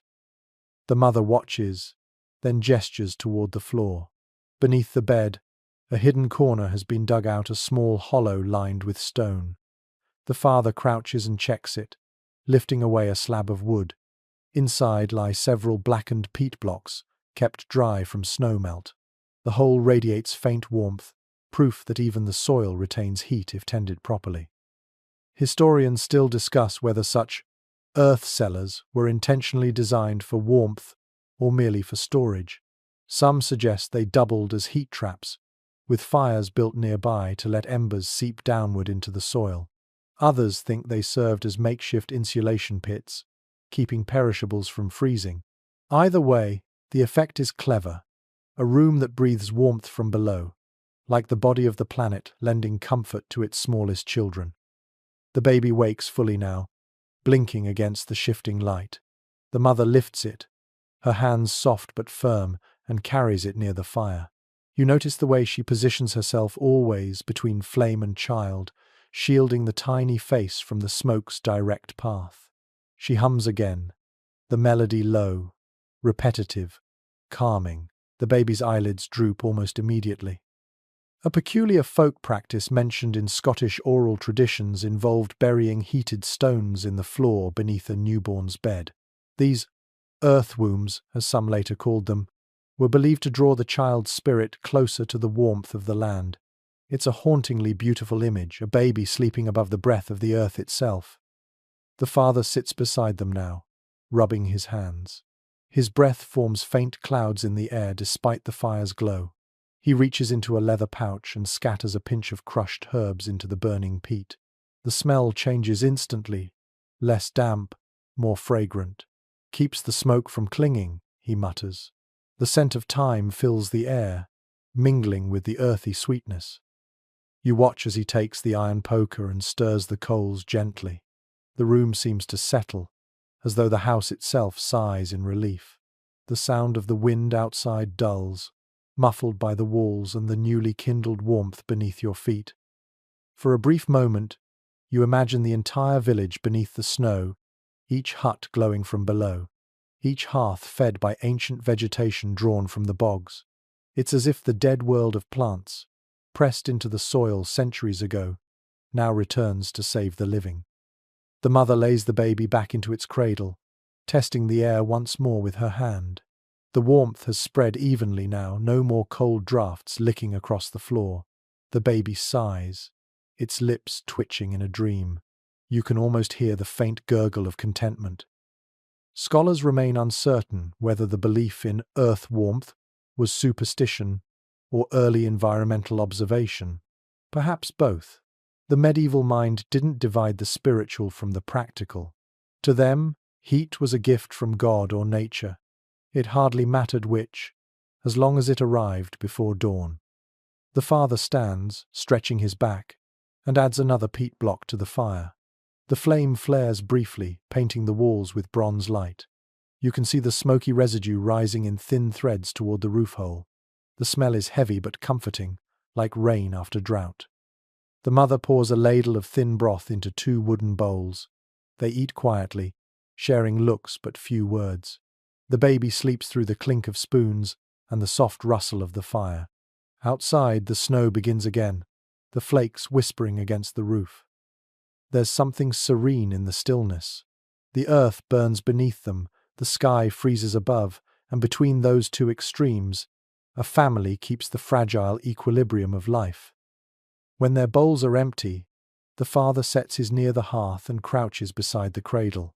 His hand hovers over the baby's head, fingers barely touching. He smiles faintly, the gesture awkward but sincere. The firelight flickers over his face, highlighting the lines carved there by cold and endurance. Then he whispers something, perhaps to himself, perhaps to the sleeping child. The ground remembers, little one. It keeps us warm if we treat it kindly. And in that moment, the warmth seems to deepen, not just from fire or peat or stone, but from something older, an understanding that the living and the land are woven into one breath, one heartbeat, one fragile promise of dawn. Night comes again without ceremony, slipping through the shutters like a silent tide. The wind has quieted, replaced by the faint hiss of falling snow. The air inside the cottage feels thicker now, rich with the smell of peat smoke and human breath. The baby sleeps, its face serene in the cradle's shadow. The mother, sitting close by, threads a small string of beads between her fingers, worn, uneven, each bead polished smooth by generations of touch. In this stillness, another kind of warmth fills the room. Faith. Not the loud cathedral kind, but the intimate, whispered version, the kind that flickers like candlelight over a cradle. Monastic writings from the 12th century often describe the medieval household as a sanctuary of small prayers. People did not separate religion from daily life. Every act, feeding, cleaning, tending the fire, was an invocation. And when the cold pressed hardest, prayers multiplied like sparks from the hearth. The mother lifts her eyes toward the ceiling's smoky beams. A small wooden cross hangs there, carved crudely but carefully. You see her lips move, forming silent words. Her thumb traces one bead, then another. Beside her, a small wax candle sputters, throwing long shadows across the cradle. The flame trembles with each draught, but it never goes out. It's well noted in parish inventories that nearly every home, no matter how poor, held at least one blessed object, a relic, a charm, a cross, or a saint's image believed to shield against the cold and illness. Some were bought from traveling monks, others were improvised, carved from local wood or bone. The mother's beads, though humble, are part of that tradition. Faith as insulation, belief as another layer between body and death. She reaches into a pouch tied to her belt and withdraws something small, an amulet of sorts, wrapped in cloth. When she unfolds it, you glimpse a fragment of metal, darkened by soot. It might once have been part of a church bell or a pilgrim's token. She rubs it between her palms, murmuring something that sounds halfway between a prayer and a lullaby. Then she slips it beneath the cradle's blanket, near the baby's feet. A peculiar superstition from the Low Countries held that placing a piece of blessed metal in a child's bed grounded the warmth of heaven into the flesh. Whether or not anyone truly believed the literal meaning, the gesture offered comfort proof that something larger watched over them. The firelight dances, illuminating the mother's face. There's exhaustion there, yes, but also quiet conviction. Her faith doesn't roar, it hums, like the low sound of embers breathing. Outside, the snow thickens. You can hear its soft patter against the walls, like fingers tapping gently. The father has long since gone to bed, wrapped under heavy wool. The mother remains awake, her gaze fixed on the cradle. Her whispering continues, sometimes words, sometimes fragments of song. You realize that these rituals are as essential as fuel. Researchers remain divided on how deeply superstition intertwined with practical care. Some argue that faith merely filled the gaps in knowledge. Others suggest it provided a psychological warmth, a sense of control amid helplessness. Perhaps both are true. A mother's prayer could not change the weather, but it could steady her hands when tending the fire or wrapping the child tighter against the cold. She moves again, this time reaching for a small bundle of herbs hanging near the hearth. The scent of rosemary and juniper fills the air as she burns a sprig, letting the smoke drift over the cradle. The crackle is soft, the smell sharp but pleasant. To keep away frost spirits, she murmurs. You can almost feel the air lighten, as if even superstition carries a kind of truth. One rather curious detail from 15th century household manuals describes these herb burnings as both practical and symbolic. Rosemary cleansed the air, while juniper was said to confuse evil beings who travelled with the wind. You imagine the belief growing from experience after all. Smoke did dry the air, and aromatic oils masked the stench of dampness. In their world, every superstition carried a kernel of observation. The mother leans back now, her eyes half closed. The baby sighs in sleep, a tiny sound like a bird's breath. The fire burns low but steady, its glow brushing gold across her hands. She reaches out, fingers hovering just above the baby's head, and traces a sign of the cross in the air. The gesture is almost invisible, yet it feels monumental in this small, fragile universe. A chronicler from northern France once wrote, "When the frost takes hold, the women make the sign of warmth upon their children, and it holds the cold at bay." It's hard to tell whether he meant it literally or poetically, but here now, the meaning is clear enough. Faith itself becomes a kind of heat, one that doesn't melt snow but keeps despair from freezing the heart. The candle burns lower. Wax drips down the sides, forming small, translucent ridges. The mother blows gently on the flame to steady it. The sound mingles with the baby's breathing and the faint murmur of wind beyond the door. The rhythm of it all feels timeless, each noise an echo from countless winters before. She tucks the amulet deeper under the cradle's blanket, as if sealing the prayer in place. Then she leans forward, presses her lips to the baby's forehead, and whispers something that sounds like, "Stay lit." In the hush that follows, the warmth seems to deepen not physically but emotionally, as though her faith itself radiates heat into the air. The fire flickers one last time, throwing a beam of light across the wall where a tiny shadow, a cross-shaped outline from the hanging charm, dances and fades. No one outside this cottage will ever see this scene, yet it feels infinite. The whisper of prayer, the scent of herbs, the hum of the fire, all of it weaves together into a single act of resistance against the cold world beyond the door. And as the night deepens, you find yourself believing that maybe warmth is not just a matter of flame or fabric. Maybe it is, and always has been, a kind of faith, the invisible fire that keeps people alive long after the logs have burned away. When morning comes, the air inside the cottage carries a new fragrance, not the sweet smoke of peat or the tang of damp wool, but something sharper, green and alive. On the hearth, a small pot bubbles quietly, releasing tendrils of herbal steam that curl toward the rafters. The mother crouches beside it, her face haloed by mist, eyes heavy from another night of half sleep. She is brewing warmth in its simplest form. In a world without medicine or thermometers, warmth didn't always come from flame, it came from within. Families believed that certain herbs, foods, and remedies could stoke the inner fire. The mother's pot holds a thin infusion of mustard seed, elderflower, and nettle ingredients common in winter kitchens. She stirs the mixture with a carved spoon, the motion unhurried, almost meditative. Surviving herbal manuals from the 14th century, like the Leech Book of Bald and Hildegard of Bingen's writings, describe these concoctions as heating tonics, meant to awaken the body's hidden embers. They were prescribed not only for fevers, but for the bone-deep chill that crept through long winters. For infants, diluted versions of these broths were rubbed on the chest or feet, believed to invite life back into the blood.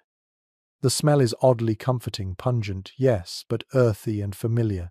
You can almost taste it on your tongue, bitter with warmth hiding underneath. The mother dips a small cloth into the pot, wrings it out, and gently presses it to the baby's feet. The baby stirs, twitching at the sensation, then relaxes again. A charming superstition recorded in rural Germany claimed that mustard compresses didn't just warm the flesh, but frightened away cold spirits, said to nest in the joints. Whether superstition or simple understanding of circulation, the result was the same heat returning to the body. The mother smiles faintly as she works. Her gestures are steady despite her exhaustion. She dips the cloth again, touches it to the baby's chest, then to her own cheeks, perhaps to remind herself she's alive too. The faint sheen of moisture on her skin catches the firelight, giving her the look of someone blessed, though she'd never call it that. Outside, snow falls again, but slower now, lazy flakes drifting sideways in the weak Sunday. Inside, the world smells of nettle and smoke, milk and humanity. It's a perfume of persistence. No one can quite determine how effective these medieval remedies were. Some scholars suggest that mustard poultices genuinely improved circulation. Others dismiss them as folk placebo. But you suspect the distinction didn't matter much. The act itself, touching, tending, believing, was as curative as any chemical. The baby coos softly, the sound bright and round like a drop of water. The mother chuckles under her breath, a low sound of relief. For a moment, her face softens, the weight of survival replaced by something like contentment. On a nearby shelf sit small bundles of dried plants tied with string: chamomile, fennel, mint, sage. They hang beside strips of salted meat and curls of garlic. The herbs aren't just medicine, they're memory, preserved sunlight from months when the world was green. To handle them now is to recall that warmth existed once and will again. A peculiar note in an English midwife's notebook from the 15th century describes the practice of warming the babe's breath with herbal steam. Mothers would hold infants near simmering pots, letting them inhale the vapors of thyme and honey. The steam moistened the air, easing breathing, but it also filled the space with scent, creating the illusion of summer fields in the heart of winter. The mother before you does something similar. She lifts the pot from the fire and places it near the cradle, letting the gentle vapor waft over the baby's face. The room fogs slightly, the air fragrant and golden. You can almost see the tension in her shoulders release as the baby's breathing evens out. The father returns then, shaking snow from his cloak. His beard glistens with frost. He pauses by the door, inhaling the aroma. "You've turned the house into a garden," he says softly, voice cracking with tired amusement. The mother smiles without looking up. "Better than a grave," she replies. They share a look, half jest, half truth. In this age, humor often walks hand in hand with survival. Archaeological evidence shows traces of burned herbs mixed in household ash layers from medieval cottages. The scents of sage and thyme, trapped in centuries-old soot, tell a quiet story. That people did not merely endure winter, they fought it with fragrance, with taste, with imagination. The father crouches near the hearth, warming his hands over the pot's steam. He dips a finger into the liquid and tastes it, grimacing. Bitter as bark. The mother nods. "That means it works."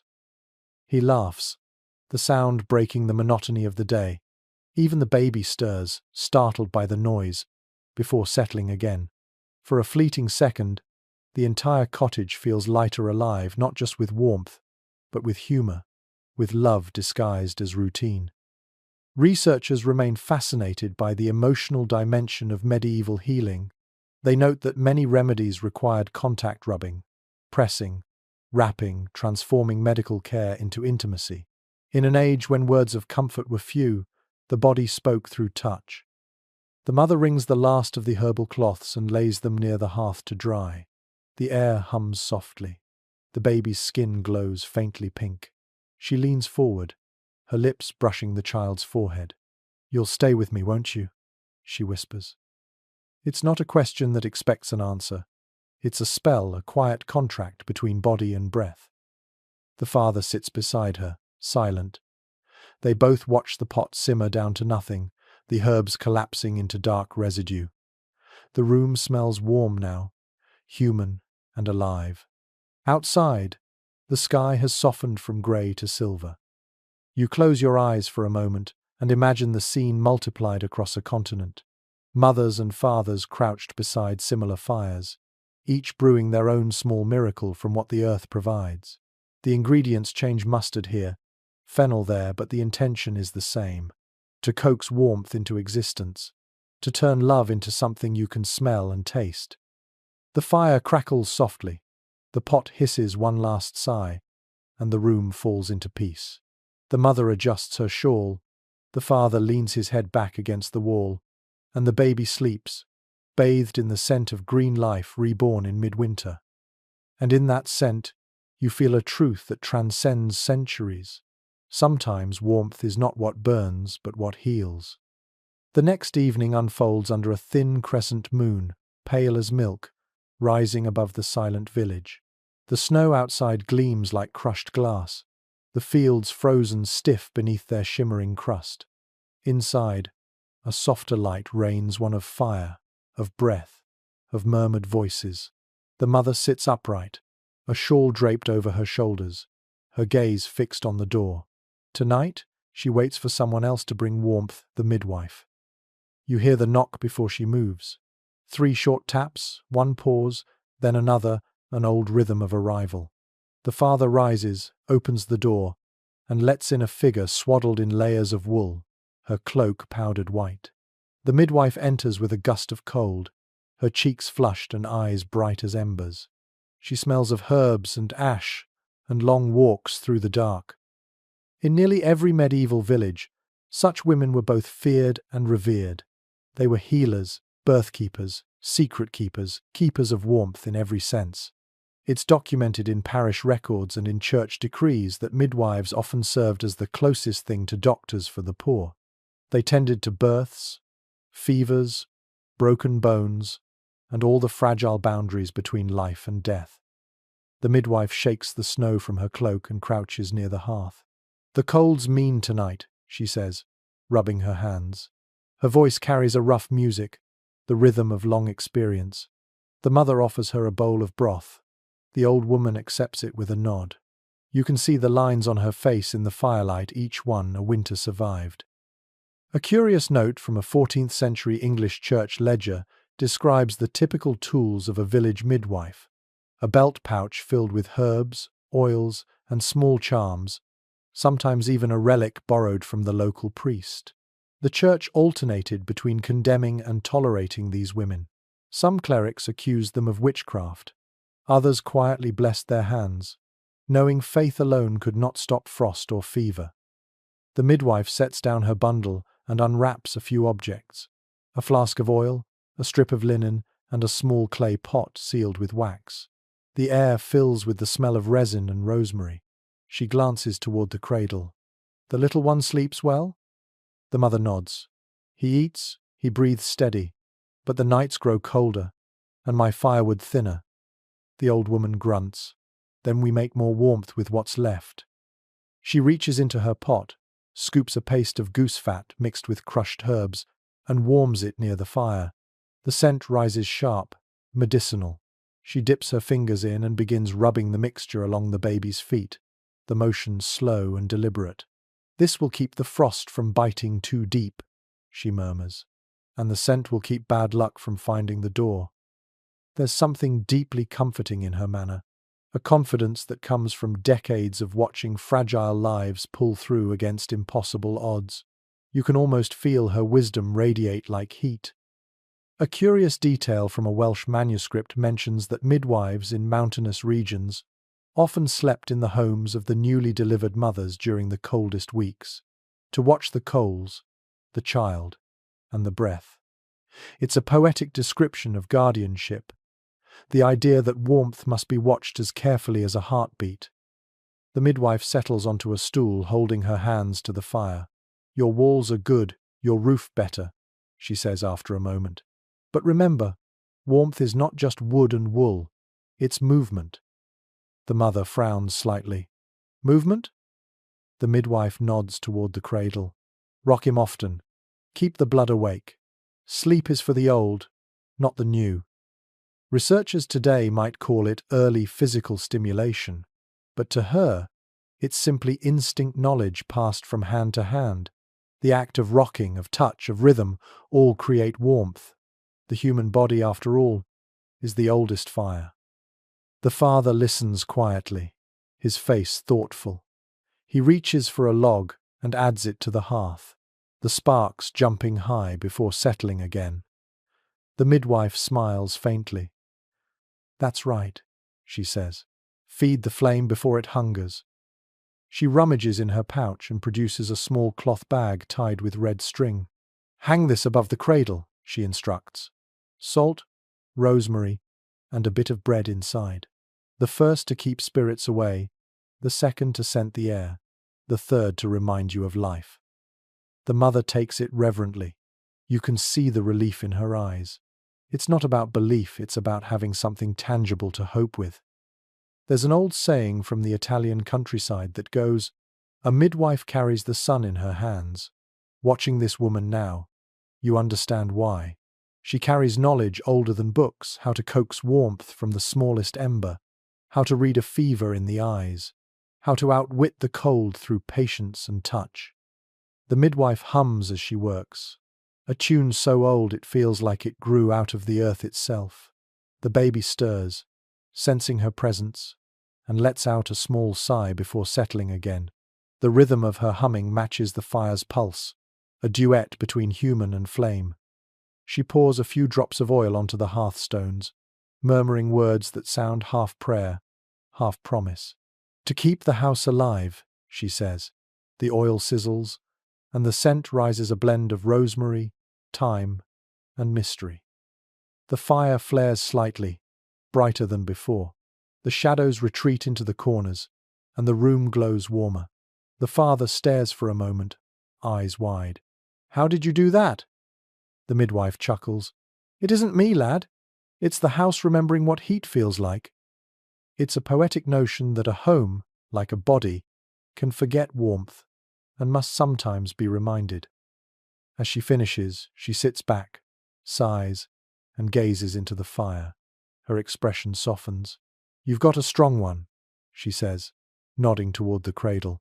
"He'll see the spring if you keep your faith and your fire both burning." The mother thanks her quietly, voice thick with emotion. The midwife waves it off. "No thanks needed. Just tend your embers." She stands, gathering her belongings. "And remember, don't curse the cold. It keeps you near each other." When she leaves, the room feels both emptier and brighter. The smell of her herbs lingers like an invisible blanket. The fire hums low, steady, and sure. The mother looks at the small charm in her hand, then hangs it carefully above the cradle.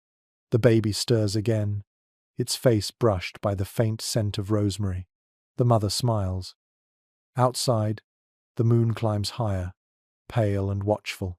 Inside, the midwife's warmth remains less in the fire, more in the air itself, woven into the rhythm of breath and the quiet assurance that knowledge, love, and superstition together can build a fortress against the dark. By midwinter, the air inside the cottage grows heavy with the scent of smoke and humanity. The nights are long beyond reason now. the son only a rumor that visits for an hour or two before vanishing again. Yet in the midst of this darkness, the contrast between lives becomes stark, the warmth of survival distributed unevenly, like a cruel game played by class and chance. The mother sits near the fire, rubbing her cracked hands with a bit of tallow. The flame casts an amber halo over her weary face.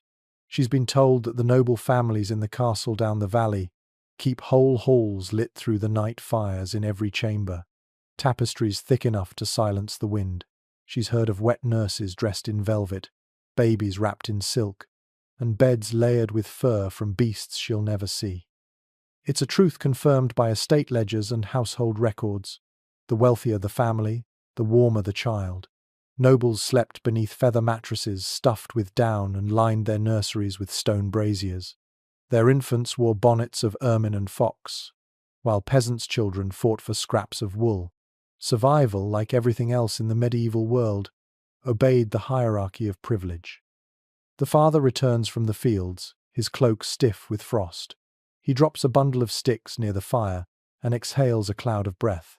His face is raw, the skin around his mouth rough as tree bark. He glances toward the baby, sleeping peacefully in the cradle, then to his wife.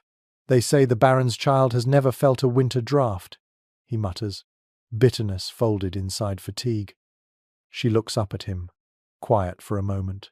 "And yet," she says softly, "their fires must still be fed. Their wood still burns as ours does, and smoke still stings their eyes." A fair point. The noble hearth might glow brighter, but it obeys the same rules. No fire burns without tending. Even in castles, the cold crept through stone walls. Chronicles from northern Europe record how wet nurses in noble households wrapped infants in wool underlayers before draping them in silk. The fine fabrics looked luxurious but trapped less heat. The poor, it turns out, had the advantage of practicality. The father chuckles dryly, pulling a stool near the hearth. "So even lords must chase their fires. I'll take that comfort." He stretches his hands toward the flame, palms cracked and blackened. The smell of earth clings to him, rich and heavy. A curious custom noted in Scandinavian estates was the warming hall, a large chamber where nobles, servants, and even livestock gathered during the harshest months. Heat rose from a central pit filled with coals, while stone benches lined the walls. The animals' breath and bodies added to the temperature, a design not so different from the peasants' cottages below. In the end, wealth altered comfort, not necessity. The mother feeds another piece of peat into the fire. The glow spreads across the baby's face, soft and golden. She thinks of those noble nurseries, of painted saints on the walls and servants whispering lullabies. But she also thinks of the silence there, the absence of laughter, of shared warmth, of the dog curled at her feet. She has her own wealth, invisible but real. No one can quite agree on how peasants viewed their social betters during winter. Some historians see resentment, others resignation. Yet many old songs tell a subtler story, that the poor saw themselves as closer to the earth, closer to God's breath, while the highborn lived behind layers that dulled both hardship and gratitude. Perhaps survival was a kind of grace denied to comfort. The father stretches, joints cracking like frozen wood. "If I were lord," he says, "I'd keep the hearth big enough for the whole village." The mother smiles faintly. "Then you'd have no wood by mid-month." They both laugh, softly, careful not to wake the baby. Outside, the wind moans through the trees. Inside, the warmth deepens. The difference between privilege and poverty, for this moment, narrows to the width of a flame. There's a touching anecdote preserved in a 15th century servant's journal. A noble lady, moved by pity, sent her child's outgrown fur cloak to a local widow for her infant. The woman later stitched the fur into the lining of her cradle and swore her baby never fell ill again. That single act of kindness survived centuries on parchment, proving that warmth, once shared, expands rather than diminishes. The mother rises to check the cradle again. The baby's breath fogs faintly in the air, rhythmic and steady. She places her hand over the child's chest, feeling the heartbeat through layers of wool. "He dreams warm," she whispers. The father, half dozing, murmurs, "May he never wake cold." The fire burns low but steady, a small democracy of flame, impartial, fair, serving whoever tends it. Whether in a peasant's hut or a noble's hall, the principle is the same. Warmth demands attention, patience, devotion. A chronicler from Burgundy once remarked, "The frost visits all but lingers where there is silence." You can feel the truth of that here. This home hums quietly, alive with voices, movement, and care. The frost, hearing no vacancy, passes by. The father closes his eyes. The mother stays awake a little longer, gazing into the coals. She imagines the castle's bright fires, the gleaming silver cups, the warm stone floors, and finds no envy in herself. Her fire is smaller, yes, but it knows her name. She reaches out, pokes the coals gently, and whispers a small prayer, not for wealth, but for endurance. The fire answers with a soft sigh. The baby shifts in sleep, and the wind outside fades for a time. And in that stillness, you understand something simple yet profound. Warmth is the one inheritance that cannot be hoarded. Whether born of peat or silk, it burns only for those who tend it. The next morning dawns grey and heavy, the light more suggestion than substance. Frost creeps like lace across the inside of the shutters, delicate and merciless. The fire has dwindled to a faint orange glow, and the air inside the cottage feels like held breath.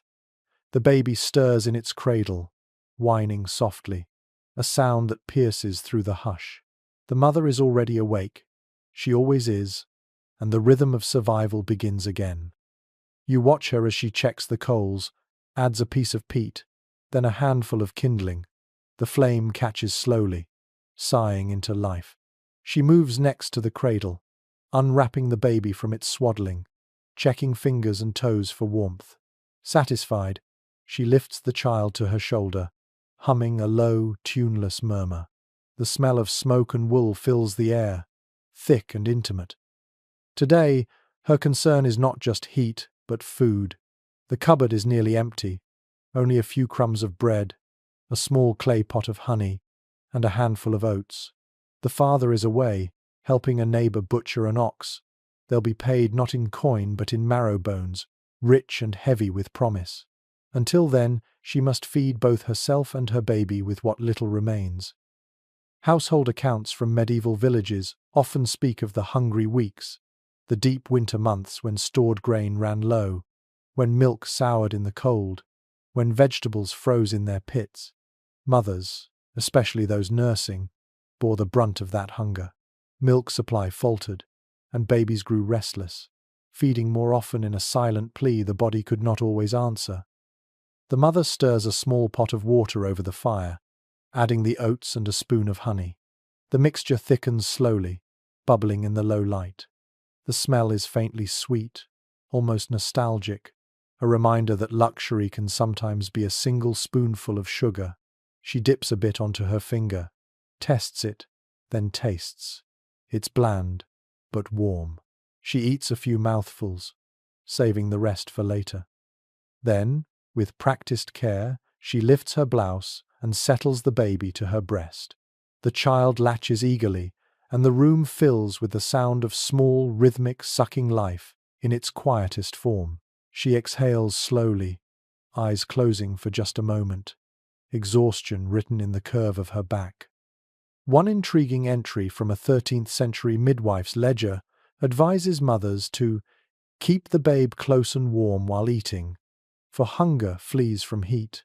The logic is charmingly literal, believing that feeding near the hearth not only comforted the child, but encouraged milk to flow. The mother here seems to know that instinctively. The baby feeds beneath her shawl, both of them wrapped in firelight. A curious custom among rural households was to sweeten thin gruel with honey water when milk was scarce. Honey, precious and hard-earned, was considered both food and medicine. It soothed the throat, strengthened the blood, and as the saying went, kept frost from the heart. The mother glances at the pot again, perhaps considering whether to spare another spoonful for the baby later. She decides against it. Better to save it for a night when the fire dies too soon. No one can quite agree on how nutritious these winter diets truly were. Some scholars believe the lack of fresh food led to scurvy and weakness. Others note that fermented dairy and grains, though sparse, provided surprising resilience. Either way, the margin was thin. Every bite mattered. Every calorie was a prayer. The father returns by midday, the door bursting open in a swirl of snow. His beard is frosted, but his expression bright.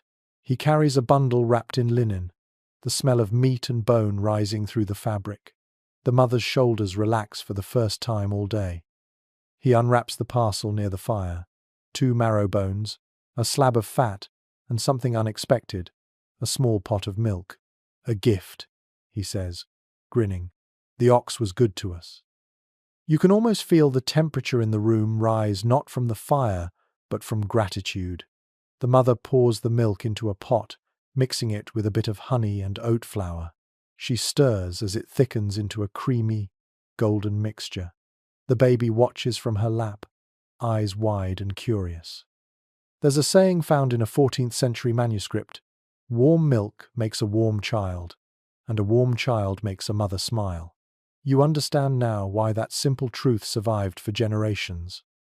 When the milk cools, she dips a piece of linen into it and squeezes a few drops into the baby's mouth. The child sucks greedily, tiny lips glistening. The father laughs softly, shaking his head.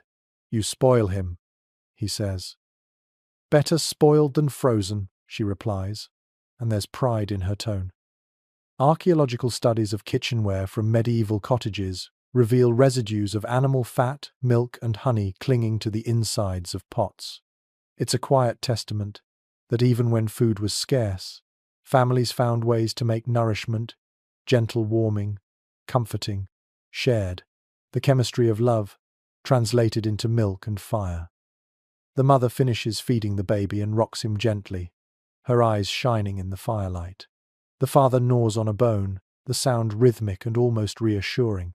The cottage fills with smells, smoke, milk, and the faint sweetness of life continuing. There's a curious superstition in some alpine regions that bones boiled in winter carried the echo of summer, the warmth of the animals past grazing under the sundae. It's a lovely thought that even in scarcity, the memory of warmth can be summoned back through food. The mother ladles some broth into 2 bowls and hands one to her husband. They eat in silence, the sound of spoons against wood blending with the baby's slow breathing. Outside, the wind begins again, low and unrelenting, pressing at the shutters like a persistent ghost. But the fire holds, the smell of broth thickens, and the room glows from within. When they finish, she gathers the baby and holds it close, her cheek pressed against its head. Sleep full, little one, she whispers. Dream of summer grass. The father nods, his eyes soft. Dreams are warmer than blankets. You sit with them in that fragile stillness, the sense of quiet satisfaction lingering. The night will come again, and the snow with it. But tonight the bellies are full, the fire steady, and the air sweet with the memory of milk. And you realize, sometimes survival doesn't taste heroic. It tastes like warm gruel, shared between love and hunger. The wind rises again by dusk, harder this time, rattling the shutters and moaning down the chimney like a restless ghost. The fire in the hearth burns low, throwing a faint red glow over the straw floor. The mother sits close to it, her eyes half closed, the baby asleep in her arms. For the first time in days, she dares to relax just a little. The child's breathing is steady, the air around them almost still. But peace in winter never lasts long. A sudden crack from outside, the sound of a branch splitting under the weight of ice, makes her flinch. She looks toward the cradle, then at the small gap in the door where the cold creeps through. Even here, in the safety of firelight, she cannot escape the sense that winter is always waiting, watching, patient as hunger. She lays the baby in the cradle, her movements slow and deliberate. The wood creaks softly under the weight. Then she does what every parent in her world fears most. She steps back, for even a few minutes away from the cradle, danger could slip in unnoticed. Parish records and coroners' reports from the 13th and 14th centuries reveal an awful truth. Many infants didn't die from disease or famine, but from accidents born of exhaustion and cold. Fires that flared too hot, blankets too thick, a parent's heavy arm in the dark. In an age without proper beds or heating, the line between protection and peril was heartbreakingly thin. The mother adjusts the blanket, making sure the baby's face is clear. She leans close to listen, breath soft, heartbeat quick. Satisfied, she moves toward the hearth to add more fuel. The peat hisses as it meets the embers, releasing a faint, sweet smoke. From a small wooden peg above the fire hangs a pouch of dried rosemary and salt, the charm the midwife left. The mother touches it lightly, her fingers tracing the coarse fabric. It sways slightly, releasing a faint scent that cuts through the musty air. She settles on the floor, stretching her aching legs. Her eyes linger on the cradle again. It rocks gently as the baby stirs in sleep. The motion is comforting, rhythmic. The sound of it blends with the hum of the fire and the distant keening of the wind. A curious household practice mentioned in a 15th century Italian letter described parents placing a small bell on the cradle's rim to jingle when the child moved, a primitive baby monitor of sorts. The mother here has no bell, only her instincts, but even in half sleep, her body seems attuned to every shift in sound. She nods off briefly, chin dropping to her chest. A moment later, she jerks awake. The cradle has stopped moving. The fire's light trembles on her face as she listens. Silence. Then, thankfully, a soft sigh. The baby breathes. She exhales, hands shaking slightly. Exhaustion is a cruel trickster. It promises rest, but rest in this world comes with risk. No one can quite agree on how medieval families coped with such constant vigilance. Some historians argue that shared sleeping reduced the danger of cold but increased the risk of suffocation. Others insist that instinct saved more infants than it endangered, that mothers, even in the depths of sleep, remained somehow tethered to their baby's breath. Perhaps both are true. She drags her stool closer to the cradle, unwilling to drift again. Her eyes burn, but she keeps them open, tracing the rhythm of rise and fall beneath the wool. There's an unsettling report from a 14th century church court describing a mother accused of overlaying her child, rolling onto it in her sleep. The testimony reads not as guilt, but grief. She had shared her bed with the infant to keep it from freezing, and in saving it from cold, lost it to her own exhaustion. Such tragedies were common enough to earn their own name. The night's mistake. The thought of that hovers here too, unspoken but present. The mother's every movement carries the awareness of danger. She adjusts the cradle again, checks the heat of the blanket, turns the baby's head toward the air. It's a choreography of fear and tenderness. She hums under her breath, the same half melody she always turns to when the night feels too long. The cradle creaks, the flame pops, the rhythm steadies her. For a moment, the sounds merge into something like a lullaby sung by the house itself. A peculiar superstition found in parts of the Baltic suggests that restless spirits, those of unbaptized children or of the cold itself, lurked near sleeping infants in winter. To ward them off, mothers kept small iron tools beside the cradle, believing metal could cut through evil. You can see a glint of that belief here, a dull knife resting near the hearth, not for use but for comfort. The wind outside rises again, pressing against the door like a living thing. Snow rattles the window slit, and the flames bend under the draft. The baby shifts, lets out a faint cry, then quiets again. The mother whispers something, words soft as breath. The sound is lost almost instantly in the rush of wind. You feel the fragility of it all, the line between safety and loss thinner than the linen that binds the baby's limbs. Every second feels balanced on that edge.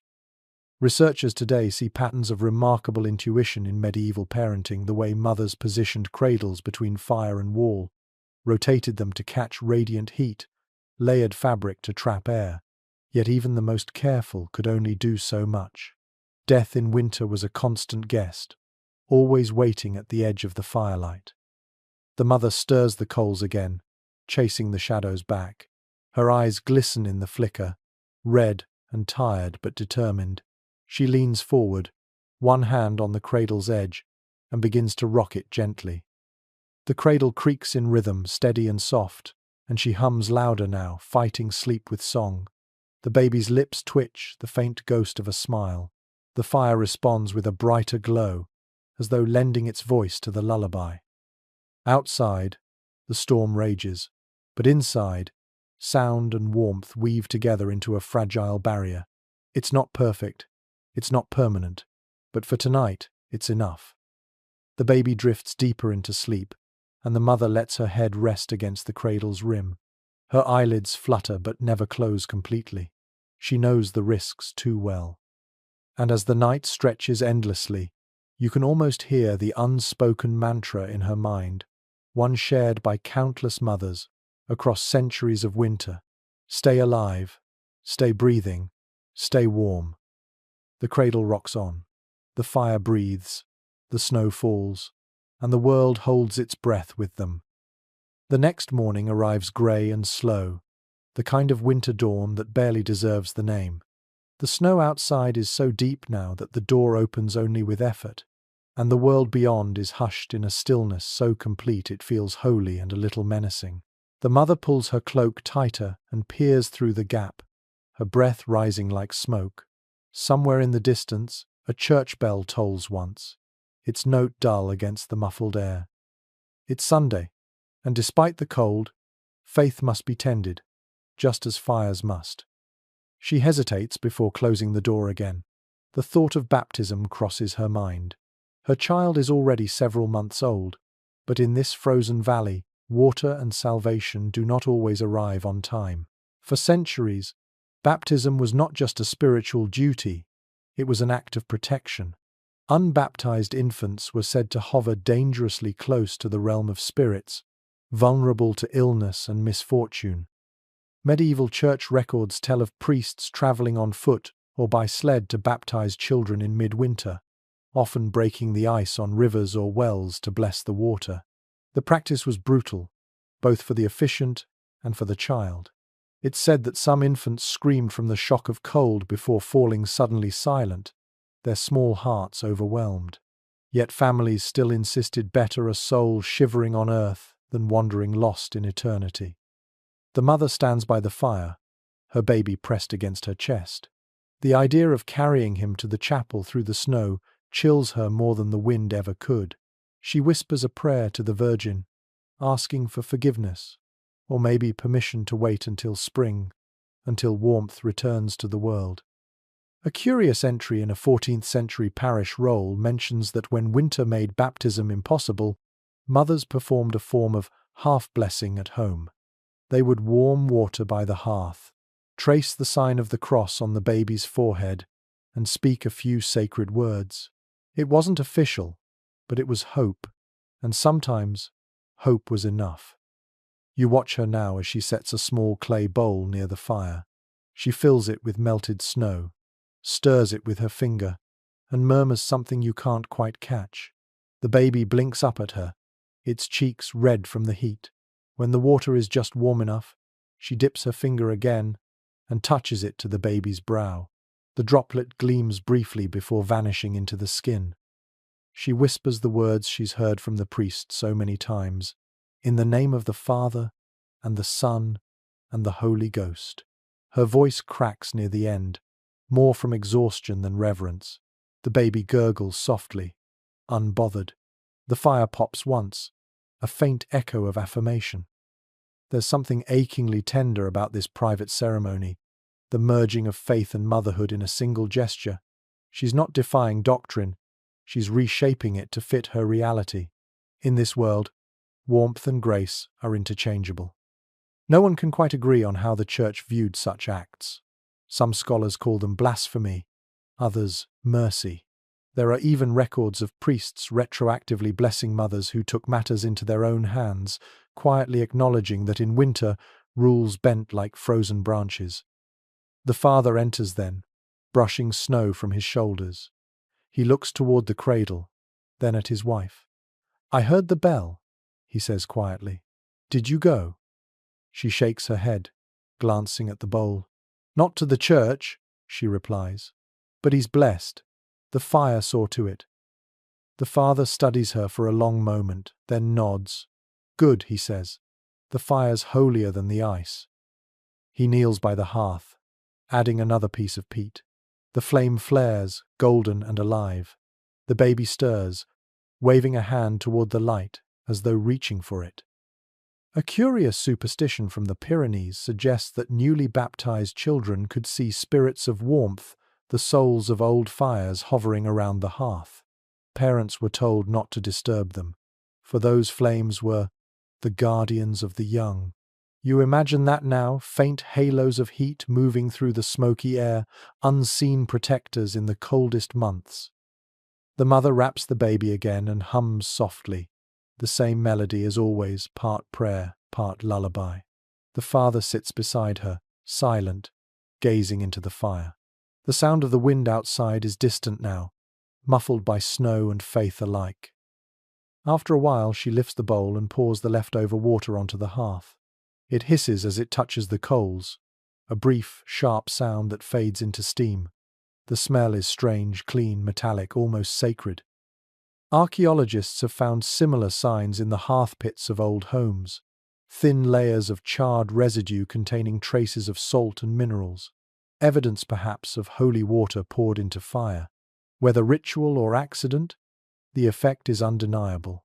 A merging of elements, earth and spirit, warmth and faith. The father finally speaks, his voice low and thoughtful. "When he grows, we'll take him proper to the chapel. Let the priest do it right." The mother nods, though her gaze lingers on the coals. "By then," she says softly, "he'll already have God in him." They fall silent again. The baby yawns, a small sound that breaks the gravity of the moment. The mother smiles, the corners of her mouth trembling between fatigue and joy. Somewhere far off, another bell rings, perhaps for a baptism, perhaps for a burial. In this season, the two ceremonies sound almost the same. Both are prayers for warmth, one for life beginning, the other for warmth remembered. The fire burns low, but it burns steady. The water in the bowl is gone, absorbed by heat. The mother closes her eyes for a moment, the baby pressed close, and you can sense a rare calm.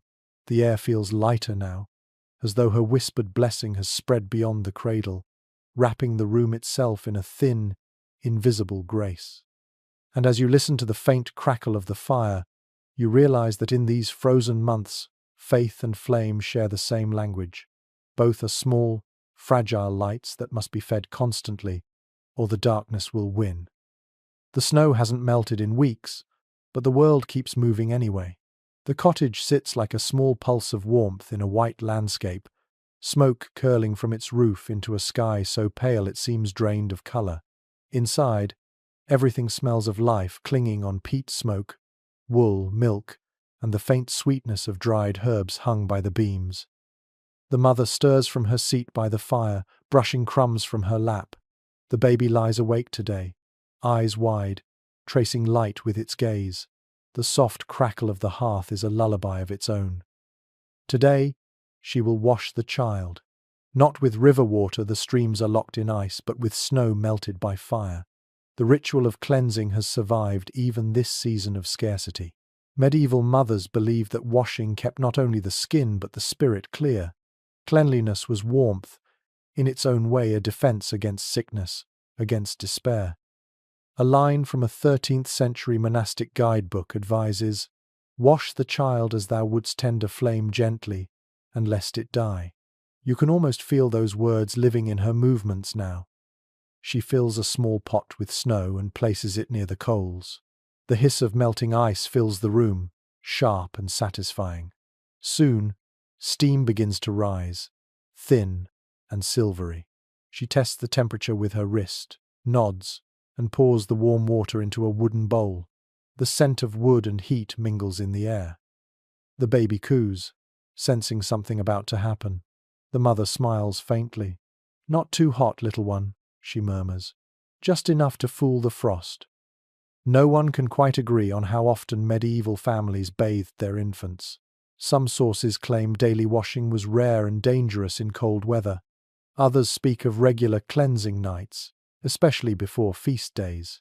What's certain is that when they did wash, it was both necessity and ceremony.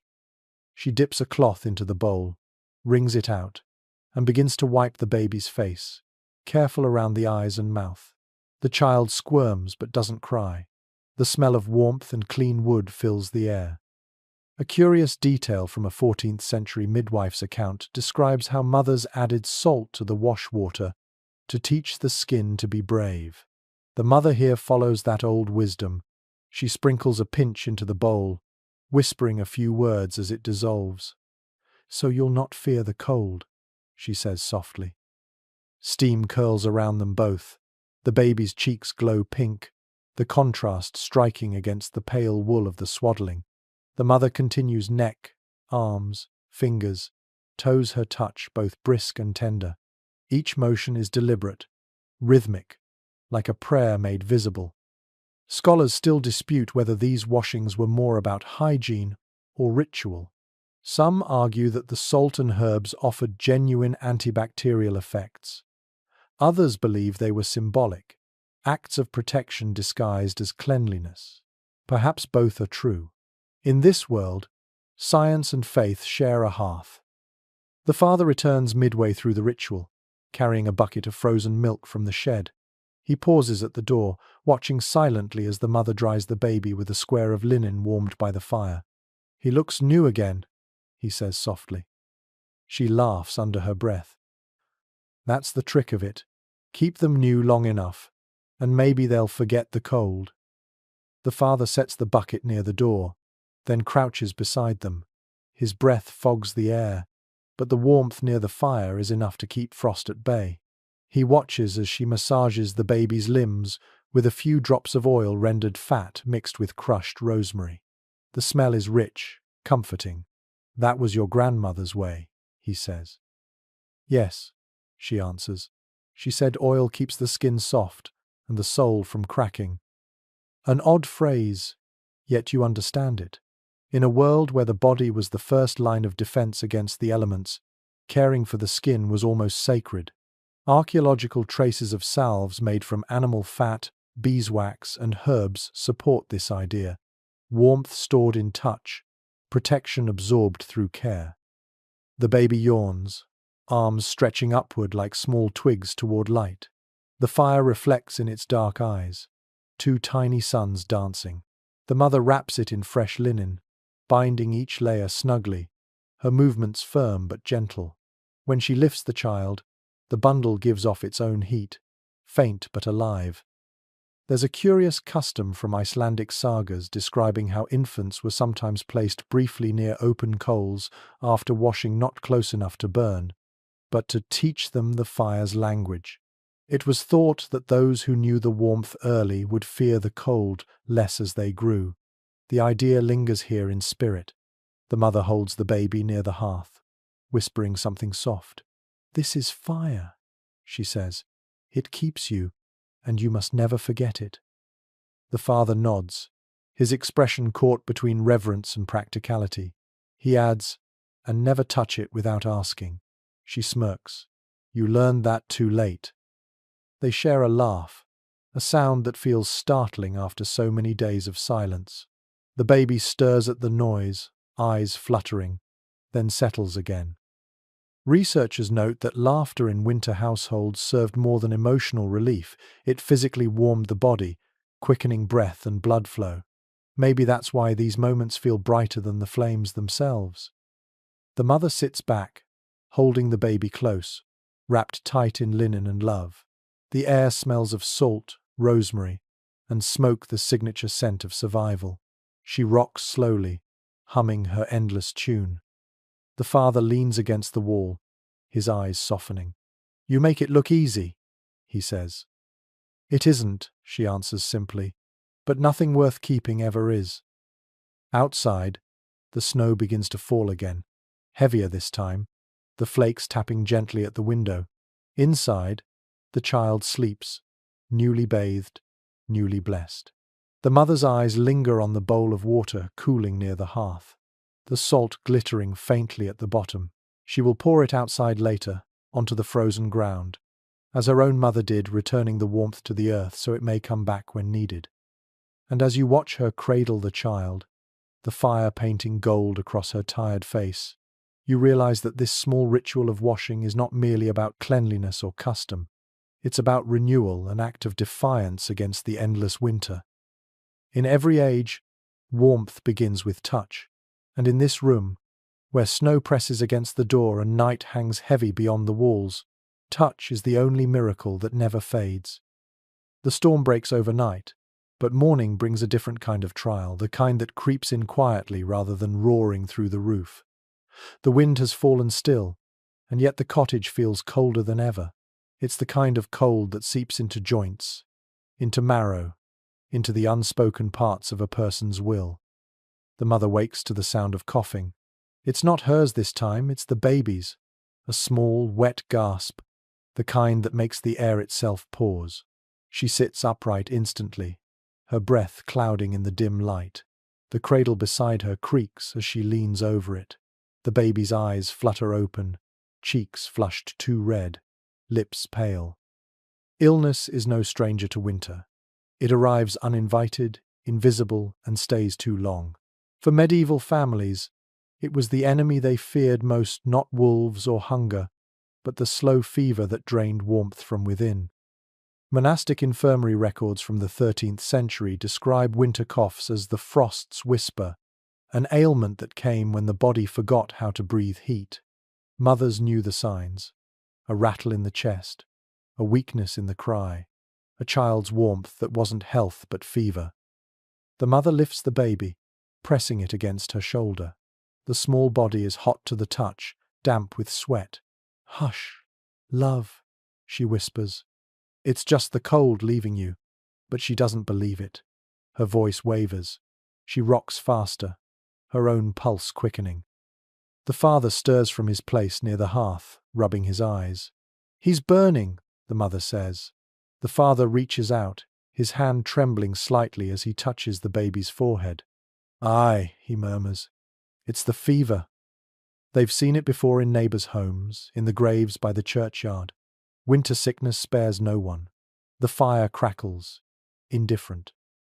The mother moves quickly now, her instincts turning the room into a small theatre of desperate remedy. She fetches the pot of herbs left by the midwife and sets it near the embers. The smell of thyme and mint fills the air, sharp and medicinal. She dips a cloth into the steam and lays it gently on the baby's chest. The hiss of moisture against hot skin sounds like a plea. A line from an old Saxon leech book advises, "Lay warmth upon the breath, but not too much, lest the spirit flee with the fever." You can see that balance here, the mother watching closely, fearing to cool the child too fast or warm it too high. Every movement is measured in the fragile currency of hope.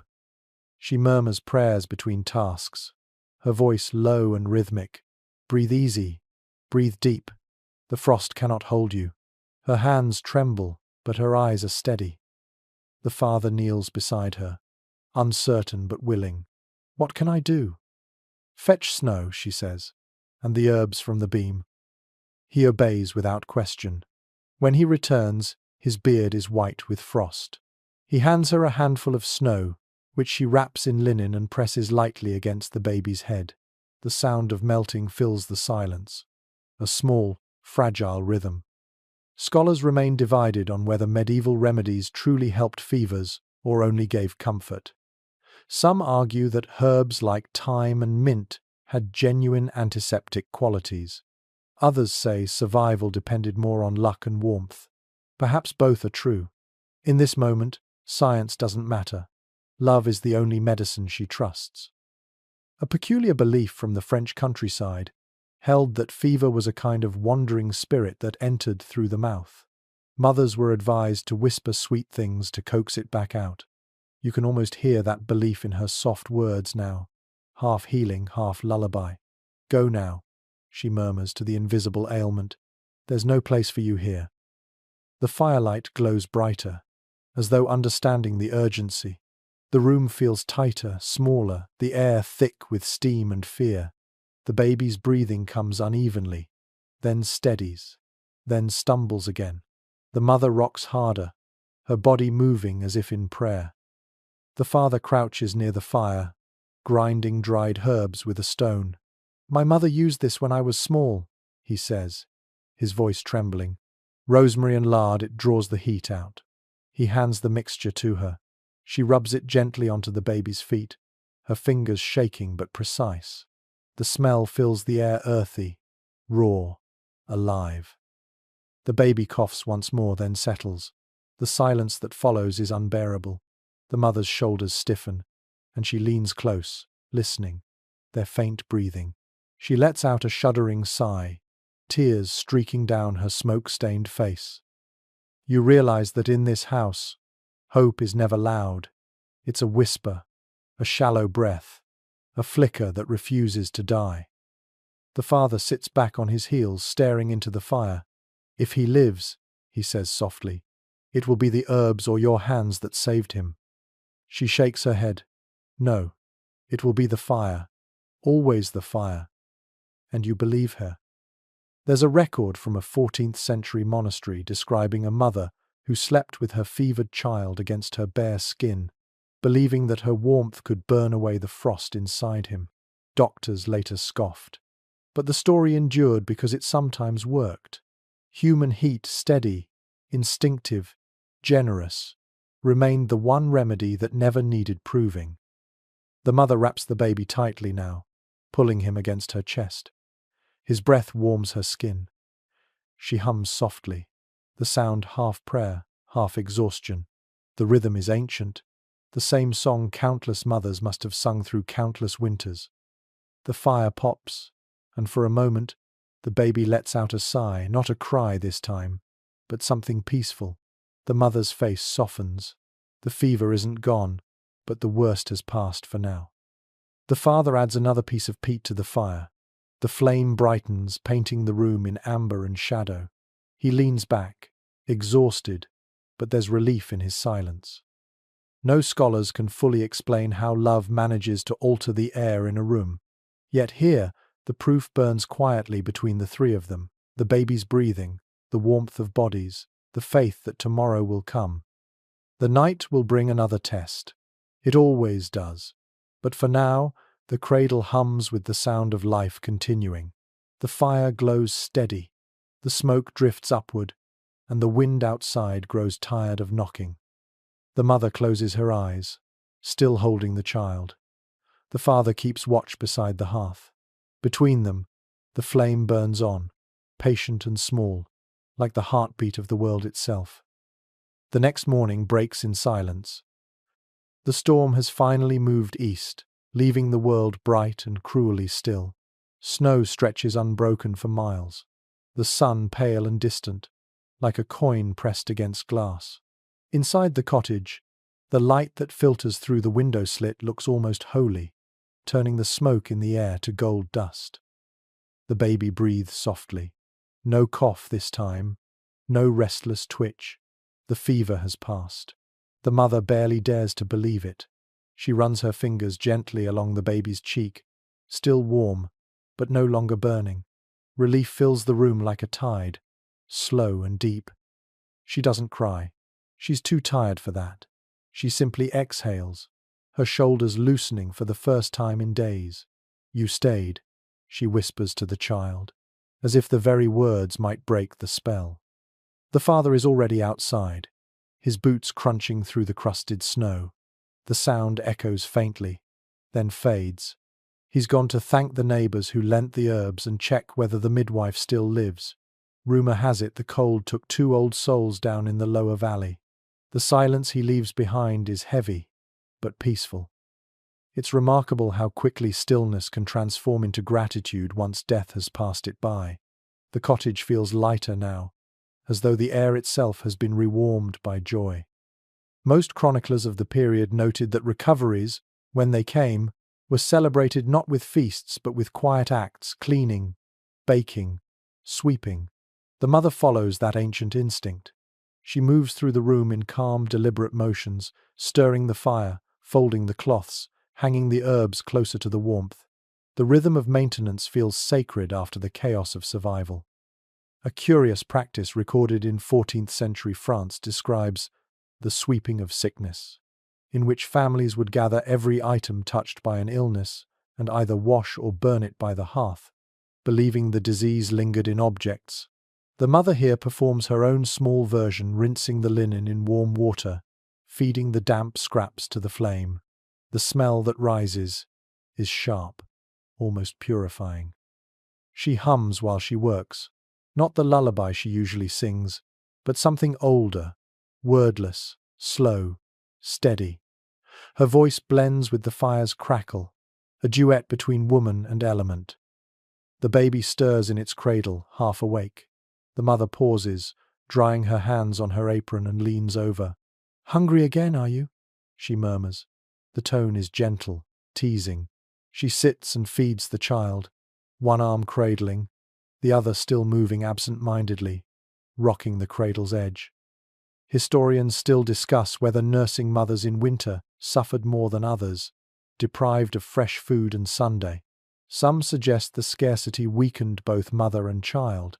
Others argue that closeness and warmth compensated. Whatever the truth, the bond you see here feels stronger than either theory allows. The mother's eyes wander to the window slit. Outside, sunlight glitters on the snow, too bright to look at for long. "See that?" she whispers to the baby. "The world still remembers how to shine." The words sound like a promise. She lays the child down again, wrapped in fresh linen. Then she opens the door, just a crack, to let in a breath of air.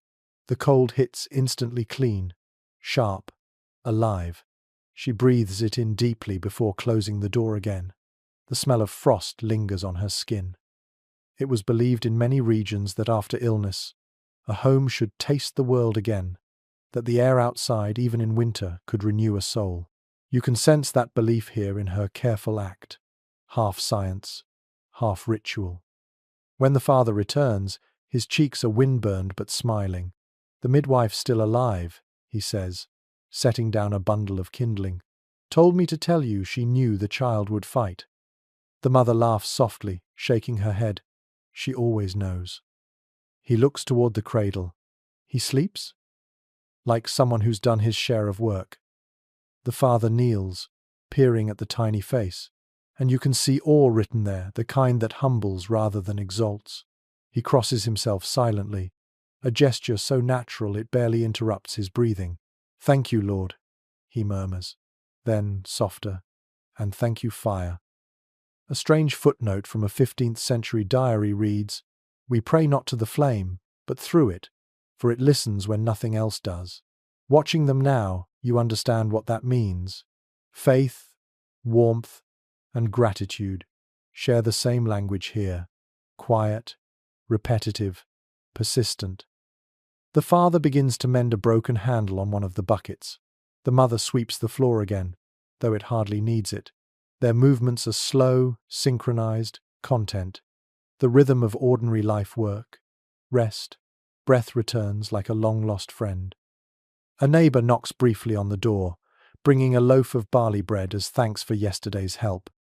The exchange is quick, wordless, full of mutual understanding.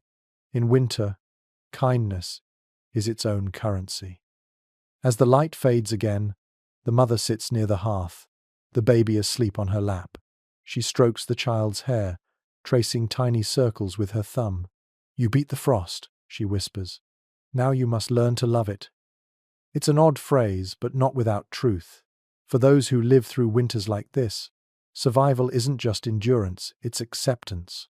The cold becomes part of them, a teacher, a shadow companion. The father adds another peat block to the fire. The smoke curls upward, slow and sure. He glances at her, voice low. "Spring will come." She nods, eyes half closed. "It always does. We just forget how long it takes." They sit together in the quiet, firelight flickering on their faces, the smell of barley and ash filling the room. Outside, the snow glows faintly blue in the moonlight. Inside, warmth hums through every surface, earned, fragile, alive. And for the first time in what feels like years, you sense something you haven't felt before in this story: peace that doesn't need to fight anymore. The frost has not vanished. The cold hasn't surrendered. But the family has learned its rhythm, learned how to bend instead of break. And for now, that's enough. By late January, the snow lies crusted and brittle, the sort that squeaks when stepped on and cuts through cloth with its chill. The sun hangs low but returns a little earlier each day, a faint promise whispered through the blue air. You can sense the change, even inside the cottage. The light feels different now, warmer, more golden, as though the world itself is starting to remember how to breathe again. The mother sits by the window slit, sewing. Her needle flashes in and out of the cloth, the rhythm steady and slow. Each stitch is a mark of survival, a quiet declaration that the cold has not won. The baby sleeps in the cradle, its face calm, one tiny hand curled around the edge of the blanket as though holding onto a dream. Sewing is not simply mending, it's rebuilding. In the medieval home, the needle was as vital as the plough. Families patched garments again and again, turning rags into life. The mother's bundle of fabric tells its own story. A patch of her husband's cloak cut down into a cap, a strip of worn curtain turned into swaddling, scraps stitched together into something new. Records from 14th century inventories show that even the poorest households owned a small chest of cloth remnants, treasured like coins. Clothes weren't disposable. They were memory stitched together, season after season. The mother here understands that better than anyone. Each seam she makes is part of the family's history, visible proof that warmth can be remade. She pauses to stretch her fingers, stiff from the cold. The light catches the thread between her hands, making it shimmer like spun gold. She smiles faintly. "It's the sun's color," she whispers, a bit of warmth caught in string. A curious superstition from northern England held that sewing on a sunny day in winter would trap the light in the cloth, keeping its wearer warm for the rest of the season. Whether she knows that tale or not, the effect feels real here. The cottage, dim and smoky though it is, gleams faintly where the needle moves. The father returns from outside, stamping snow from his boots. His cheeks are red, his beard tipped with frost. "The ice is breaking near the stream," he says. "I can hear it groaning." She looks up, needle paused mid-air. Spring's first voice. He grins, lowering himself near the fire. A harsh one, but I'll take it. He holds his hands toward the flame, sighing as blood returns to his fingers. "We might make it, love." Her smile softens. "We will. We already are." No one can quite agree when winter ended in the medieval year. It wasn't marked by a date, but by feeling. The first drip of meltwater, the first crow's call, the first night when frost didn't bite the walls. For now, the cold still rules, but something beneath it has begun to shift. She threads another length of yarn, this time thicker and darker, and starts on a small pair of mittens for the baby. The wool smells faintly of lanolin and smoke. "He'll need these for the thaw," she says. "The thaw?" The father chuckles. "You talk like it's tomorrow." "It has to be," she replies, "or I'll lose my courage." A curious note from a 15th century letter written by a shepherd's wife says, "Hope begins when you start making clothes for the next season."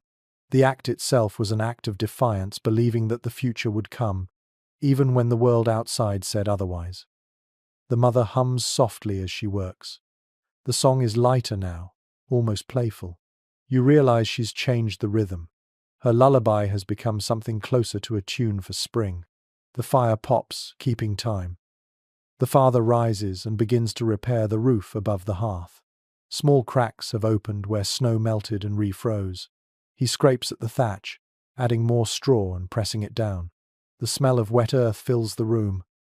From outside comes the sound of distant laughter, children sliding across the frozen path, their shouts muffled by the snow. It's rare music in a season of silence. The father pauses. listening. "They sound like birds," he says softly. "Then spring must be near," the mother answers without looking up. Archaeologists studying medieval villages often find toys carved from wood, small animals, spinning tops, miniature sleds, evidence that even in the hardest months, play survived. Warmth wasn't only something you built. Sometimes it was something you remembered through laughter.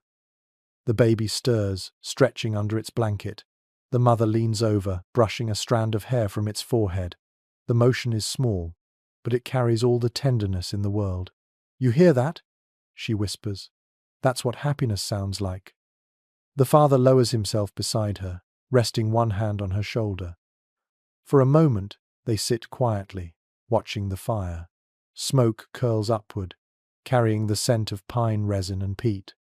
The baby sighs again, the sound merging with the faint echoes of joy outside. Historians often speak of the emotional temperature of medieval homes, the way community warmth could outweigh physical cold. You can sense it here. The walls still leak, the roof still groans, yet the air feels alive again. Hope is its own kind of heat. The father looks at the mittens she's nearly finished and smiles. "You're faster than the thaw." She grins, tying the last knot. Someone has to be. She holds the tiny mittens up to the light, admiring them. They're crude, uneven, but beautiful woven proof that she still believes in tomorrow. She lays them beside the cradle, where the baby sleeps with its hand half open, as if ready to grasp them already. The father stands and stretches. "I'll fetch more straw before the next snow." She nods, eyes still on the child. "Hurry back before dark." The air turns sharp again after sunset. He pulls on his cloak and steps outside. The wind meets him with a low sigh. But it feels different now, less cruel, more tired. When the door closes, the cottage hums with gentle quiet. The fire burns low and steady, the baby's breath soft as the rustle of thread. The mother leans back, her sewing done, her heart lighter. She glances toward the window, where sunlight now glints on melting icicles. A droplet falls, landing softly in the snow. She smiles. "Spring is practicing," she murmurs. And for the first time in months, she believes it. The last days of January pass in a blur of grey skies and soft thaws. The snow no longer shines, its surface dulls with soot and footprints, the white worn thin by footsteps to and from neighbours' doors. The wind, too, seems to have grown weary. Its howl has turned into a sigh. Yet inside the cottage, life stirs in a rhythm steadier and stronger than before. The mother wakes early, as always, but now her movements feel less desperate. There's a rhythm to her morning, a pulse of habit and confidence. She feeds the fire before dawn, cracks the thin ice from the water bucket, and hangs a strip of meat to smoke over the hearth. Every sound, the scrape of wood, the murmur of flame seems to speak the same phrase: "You've lasted this long." The baby has grown heavier. Its cheeks are plump now, its skin flushed not with fever but with life. When it wakes, it coos instead of crying, the sound high and soft, the sort of music only babies make, half laughter, half breath. The mother leans close, and for a moment, even the frost on the window seems to pause to listen. Medieval chroniclers rarely wrote about the quiet triumphs of winter survival, yet traces of them appear in household notes. Small feasts of gratitude held when the worst had passed, prayers whispered to saints of mercy and endurance. In one 15th century account from a rural convent, a nun recorded, "When the first babe survives the long freeze, the women sing softly as if not to wake the frost." The mother hums now, almost unconsciously, as she wraps the baby in its blanket. Her song has no words, but it carries something lighter hope disguised as melody. She opens the door briefly, letting in the smell of damp air. Meltwater trickles from the roof, tapping against the threshold in irregular beats. For the first time in months, she doesn't flinch at the cold. The air, though sharp, feels alive again. A curious local belief recorded in the Alps claimed that when snow began to drip from the eaves, it was the world's heartbeat returning. Villagers would stand silently beneath the melting roof, letting droplets fall onto their hands as a kind of blessing. The mother does that now, stepping into the doorway. The drops sting her skin but make her smile. Behind her, the baby stirs, gurgling at the new sound of water. She turns and laughs softly. "That's the song of spring," she tells it. "You won't remember this winter, and I'm glad for that." No one can quite agree on when memory begins, but mothers have always known how it ends with what the heart decides to keep. She'll remember this cold long after the snow melts, not for its cruelty but for its lessons. The father returns with his boots soaked and his eyes bright. "The stream runs again," he says, holding out a handful of water cupped in his palm. "Not clean yet, but it moves." She laughs softly, the sound strange after so many days of whispers. "Then we'll move too." He nods, kneeling by the hearth. "Tomorrow I'll break open the path to the mill. They'll need grain ground for the thaw." "And you'll bring back a bit of flour?" she asks, half teasing. "If the miller's wife still likes me." "She likes anyone who brings news," the mother answers. "Go and tell her the snow's lost its temper." They share a brief moment of laughter, the kind that restores colour to a room. In most medieval homes, the turning of seasons wasn't marked by dates but by chores. As soon as the snow began to loosen, families swept their floors, washed walls with melted water, and opened every window they dared. It wasn't just cleaning, it was resurrection. The mother begins that ritual now, shaking out blankets, beating straw mats, clearing soot from the hearth. Dust rises, catching the weak sunlight in shimmering motes. She pauses to hold the baby near the window, letting the light touch its face. The glow is faint, but real. "Feel that?" she whispers. "That's the sun saying sorry." The baby squints, then smiles a small, perfect miracle. Archaeologists studying early cottages sometimes find the faint trace of soot lines higher on the walls toward the end of winter. It suggests that as the days grew longer, fires were allowed to burn lower, smoke thinning, air lightening. You can sense that change here too. The fire no longer feels like a battle. It's become companionship, steady, contained, loyal. The father begins repairing tools near the door chisels, a wooden rake handle, the broken strap of a sled. Each sound tap, scrape, thud echoes, like punctuation in a quiet story. The baby watches, wide-eyed, mesmerized by movement. "Look," the father says softly. "He's already learning." The mother glances over, smiling. "Then teach him patience, not haste." The father chuckles. "Patience is for spring. Haste is for hunger." She tilts her head. "Then, maybe we've had enough of both." He doesn't argue. He only nods and returns to his work, and the fire answers with a low hum. Scholars often write that medieval winters bred resilience rather than despair. Yet they miss the smaller truth, that survival also bred gratitude, and gratitude, in turn, warmth. In this tiny house, you can feel both woven into every movement, every word. By dusk, the chores are done. The floor smells faintly of rushes, the hearth glows low and steady, and the baby sleeps soundly. The father sits carving a small wooden toy, something that looks like a bird. His knife moves slowly, carefully, each curl of wood falling to the floor like a whisper. The mother watches, eyes half closed, her hands resting on her lap. "You'll make him a pet before he can walk," she says. He grins. Then he'll know gentleness early. When he finishes, he sets the bird on the windowsill, where it catches the glow of the fire. Its shadow flickers across the wall, fluttering as if alive. A curious note from a peasant diary in the 1400s tells of parents carving toys from leftover firewood to give warmth a second life. You can almost feel that intention here, the transformation of necessity into tenderness. The baby sighs in sleep, the toy's shadow dancing above him. The mother leans her head against the wall, listening to the soft rhythm of the father's carving and the crackle of the fire. The cold outside still presses, but it feels distant now, as if it belongs to another world entirely. And as night descends, you realize that the hardest part of winter is not its cruelty, but its endurance. The triumph lies not in conquering it, but in refusing to let it take your humanity with it. Here, in this humble room of smoke, cloth, and breath, humanity is winning quietly, persistently, beautifully. The first week of February brings a strange sound, the drip of water. It begins faintly, like a whisper, somewhere above the rafters. Then another, and another. Soon it's a steady rhythm, the sound of the roof exhaling winter. The mother lifts her head at the noise, startled at first, then smiling. Meltwater.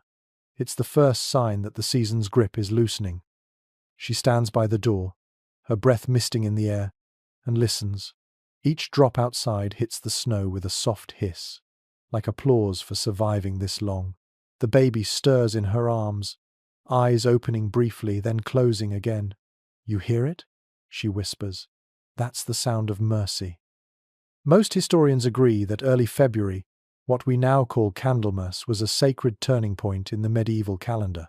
Villagers called it the half-winter mark, when the light began to return and people dared to hope again.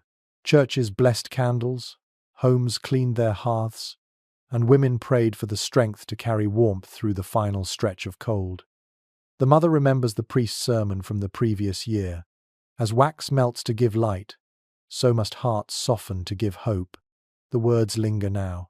Even though she won't walk to church this year, the path's still buried deep. Instead, she performs her own quiet ritual. She kneels by the hearth, takes the half-burned candle from the beam, and trims its wick with her knife. The wax has run low, warped and uneven from weeks of use, but she smooths it gently between her fingers. She lights it with a taper from the fire, watching the small flame steady itself, then carries it to the cradle.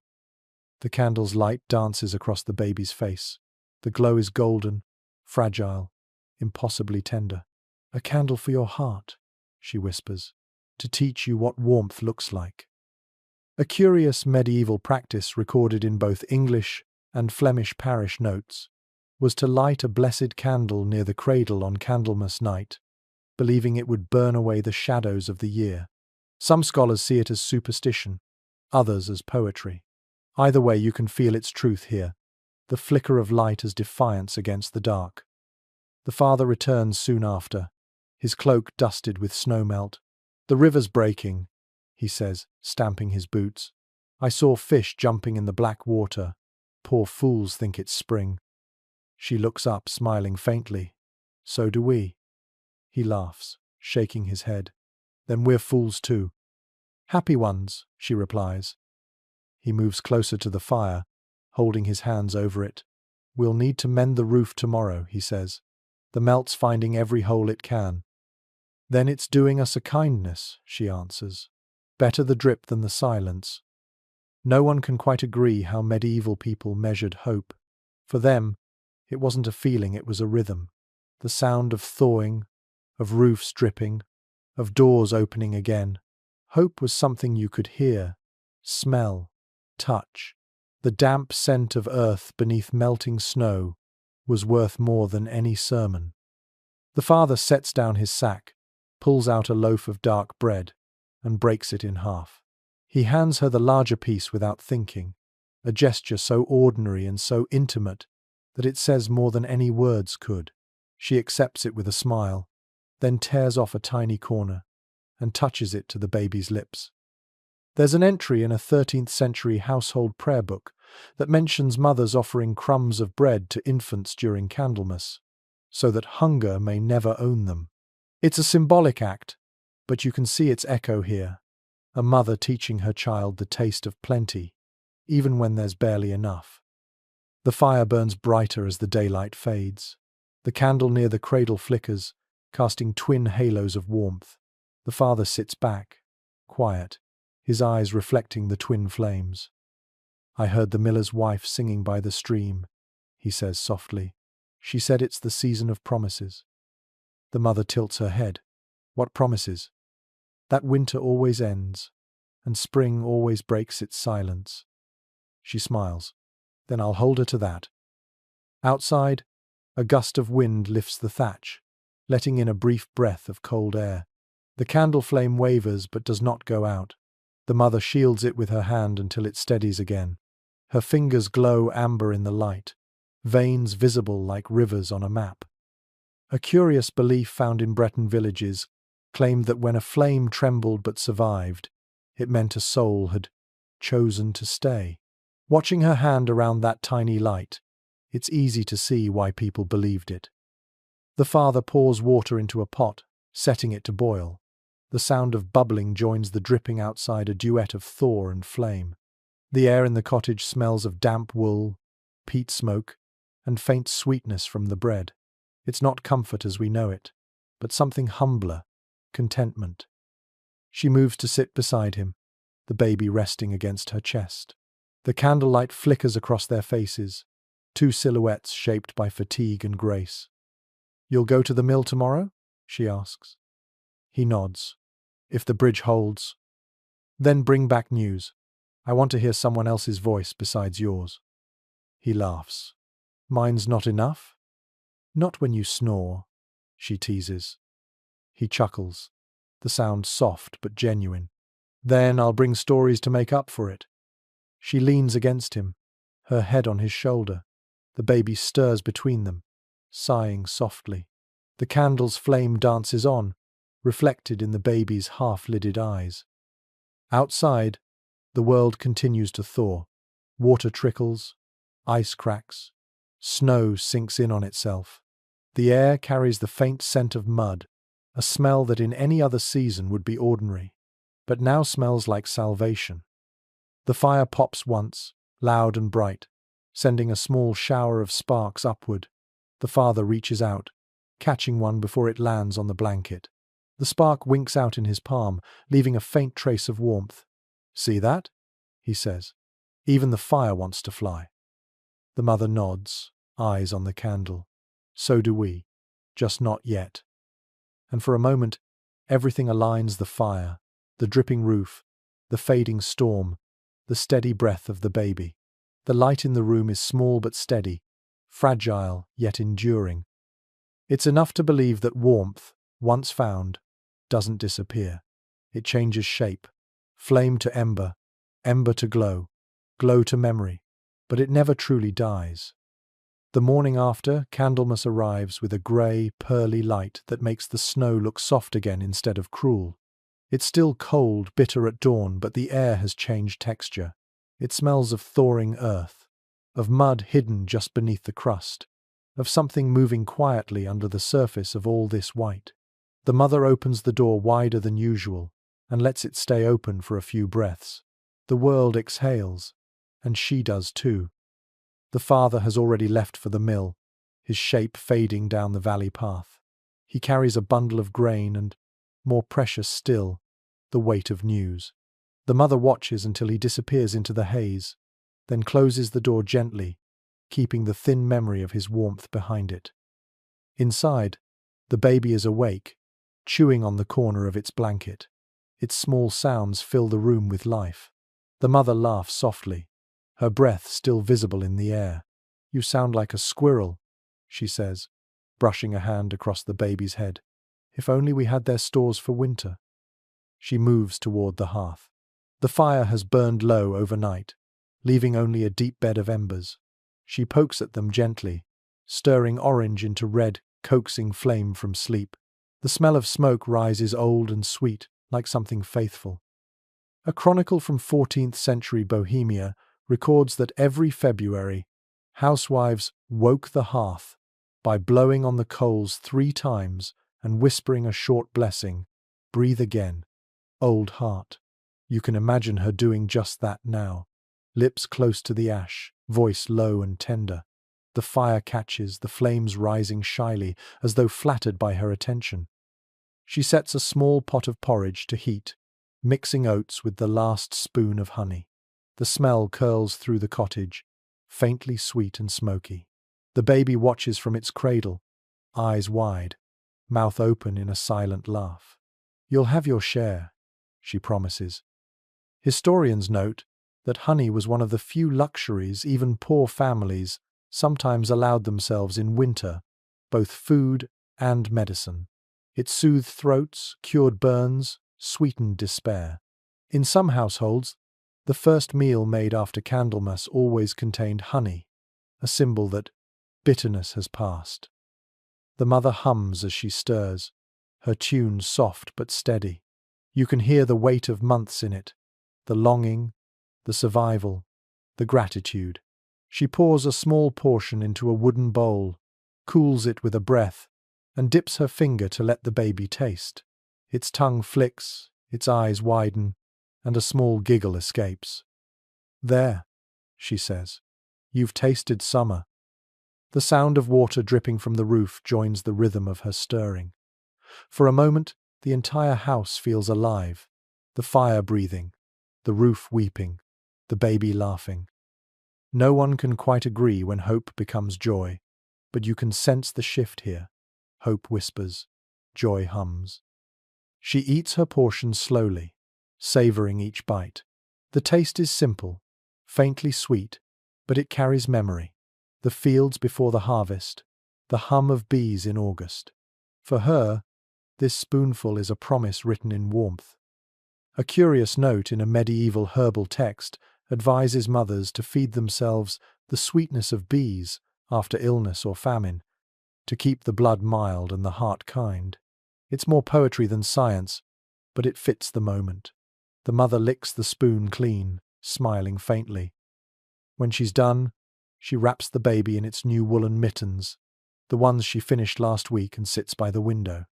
Outside, the snow glows blue beneath the clouds, and the world feels quieter than usual, as if listening to its own slow thaw. She rocks the cradle gently with her foot, lost in thought. In many regions, February was the season of stories. With less field work and long hours indoors, families filled the quiet with tales, old legends, ghost stories, songs of saints and heroes. The mother begins one now, softly, not for anyone else to hear. You were born when the frost was deepest, she whispers, and the fire was small, but it never went out. Someday, when you walk and speak, I'll tell you how you taught me to be brave. The baby sighs, half asleep, as though understanding every word. Scholars sometimes dismiss these spoken tales as domestic folklore, but they were more than that. They were instruction manuals for endurance. A mother's story was a map for the next generation, teaching courage not through war or conquest, but through warmth, patience, and care. The door creaks suddenly. The father returns, breathless, snow clinging to his boots. His cheeks are flushed from the wind, but his eyes are bright. "The mill's turning again," he announces. "Water running fast enough to sing." She laughs, setting the cradle still. "And what did it sing about?" "Debt," he answers, grinning. "And flour." He sets down a small sack, lighter than she hoped, but still a treasure. "The miller gave us this," he says, patting it. "Said we've survived the worst." She runs her fingers over the fabric, smiling. "Then we'll bake tomorrow." A curious superstition recorded in 15th century England says that baking the first loaf after the thaw ensured the family would not starve in the next winter. The mother seems to know it instinctively. Her hands rest on the sack with reverence, as though it were sacred. The father glances toward the roof. "The ice nearly took the bridge. It won't last another week." "Then it won't need to," she says simply. "By then, the ground will start to soften." He nods, and they share a silence filled with relief. The baby makes a small squeak, breaking it. Both of them laugh. The father sits down near the fire, removing his gloves. The smell of wet leather fills the air.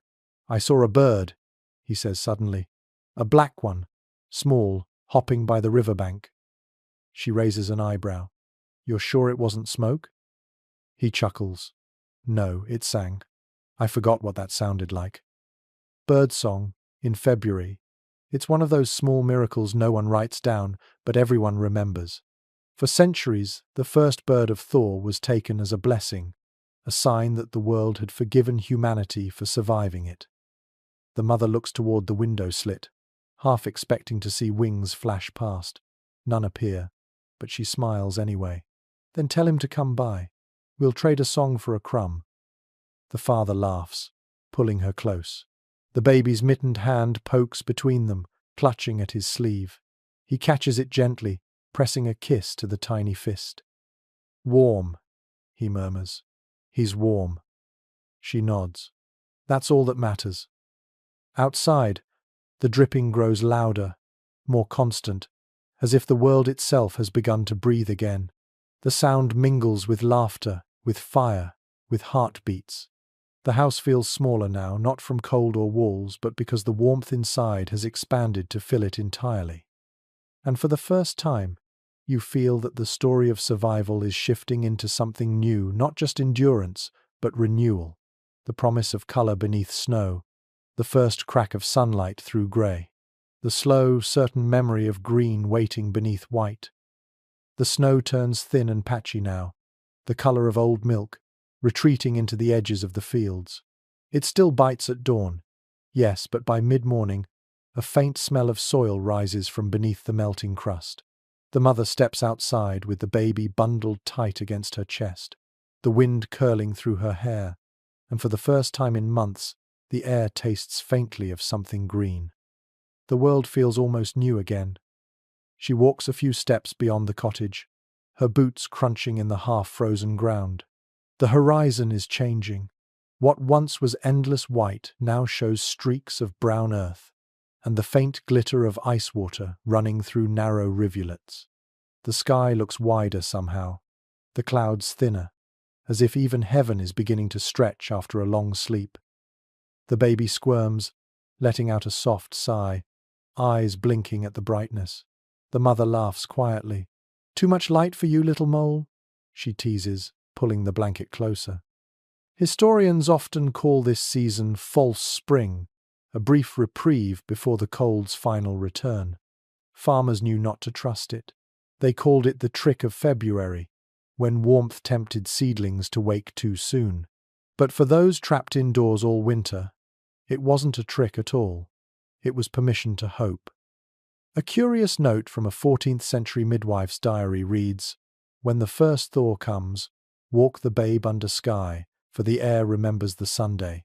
You can see that ancient wisdom in motion now. The mother tilts her head back, letting a thin beam of sunlight strike her face, her eyes close. The warmth is faint, but real. Inside the cottage, the fire hums gently, no longer the fierce blaze it once was, but a companionable warmth. The father is repairing a tool handle, his knife scraping against wood with careful rhythm. He glances out the door at her and smiles. "You'll catch a chill." "Then the son can pay for it," she calls back. He laughs, shaking his head. "You sound like the women in town again." "I'm practicing," she says, "for gossip season." He chuckles under his breath and returns to his work. The sound of wood shavings falling to the floor mingles with the slow drip of thawing snow. A mainstream historical account tells us that after the worst of winter, villages often held small gatherings. Not festivals, not yet, but meetings around fires to trade news, bread, and the latest survival stories. It wasn't about celebration. It was about remembering who was still alive.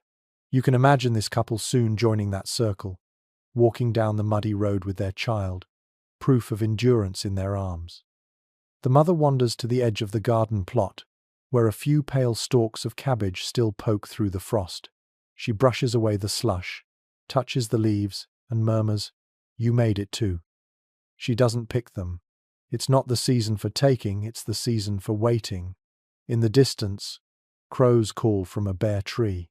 Their cries are sharp and raw, but somehow comforting, a sound of ordinary life returning. A curious folk belief from rural France claimed that if crows returned before Lent, it meant the soil was strong enough to bear children again. Whether or not she's heard such things, the mother glances toward the birds with a faint nod, as if thanking them for their timing. She goes back inside, the smell of wet earth clinging to her cloak. The father looks up as she enters. "Cold?" he asks. Alive, she answers simply. He grins. That's better than warm. She hangs her cloak to dry by the fire, where the baby's cradle sits, rocking gently from her earlier touch. The air inside the cottage feels lighter smoke thinner, air warmer, shadows softer. The father sets down his tool and pulls a small wrapped bundle from his pocket. I brought this from the miller's wife, he says. She said it's for your bread tomorrow. The mother unwraps it carefully, a twist of salt, coarse and white. Salt, she murmurs, smiling. She must think us noble. It's Candlemas salt, he says. She said it keeps sickness away when the snow melts. Indeed, parish records from the 15th century describe how salt blessed at Candlemas was treasured all year. It was rubbed into bread dough, sprinkled on thresholds, even placed near cradles. Some believed it drove out evil. Others simply knew it kept food from spoiling. The mother takes a pinch and lets it fall into the fire. The grains pop faintly, flashing white. Then let it guard us a bit longer, she says. The baby stirs, hands waving through the air. The father lifts the cradle gently, rocking it in time with the rhythm of his own heartbeat. He dreams, he says softly. Of warmth, I hope. Of milk, most likely. She laughs, the sound low and bright. That's hope enough. Scholars sometimes write that humor was the final stage of endurance in medieval households, that once laughter returned, survival had been achieved. Listening to them now, you understand why. Every joke is a small rebellion against despair. The mother sits near the window slit again, mending a tear in her apron. Outside, the snow continues to melt, dripping from the roof into small puddles that catch the light. The baby makes a sound halfway between a yawn and a sigh, the universal language of contentment. You'll never remember this winter, she whispers, looking down at the child, but it will remember you. A curious line in an old song collected from northern villages echoes her thought. The frost knows the names of the children who outlast it. Perhaps that's why mothers whispered blessings to the thaw, so the cold would recognize mercy and move on. The father begins to hum, a deep baritone undercurrent that fills the cottage. It's not a song exactly, more of a sound, a vibration that blends with the crackle of the hearth. The mother joins in, her voice lighter, weaving around his in soft spirals. For a moment, even the air seems to hold its breath to listen. This duet of hum and flame feels older than language, an offering, a thanks, a promise. The baby drifts to sleep again, the rhythm of their voices blending with the rhythm of the world outside. Drip, hum, sigh, thaw. The day stretches on quietly, light lingering longer than before. When dusk finally comes, the fire doesn't need to be fed quite as often, and the shadows seem less greedy. The mother sits back, closing her eyes, her face half lit, half dreaming. Tomorrow will still be cold, the nights will still bite, but something irreversible has begun.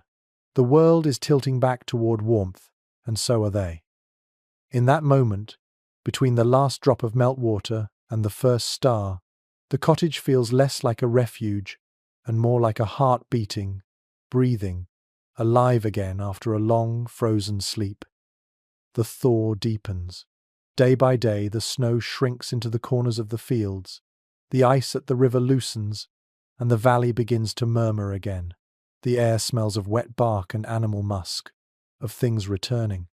The sound of dripping water has turned into a full chorus now, gutters, branches, eaves all, adding their steady rhythm to the song of early spring.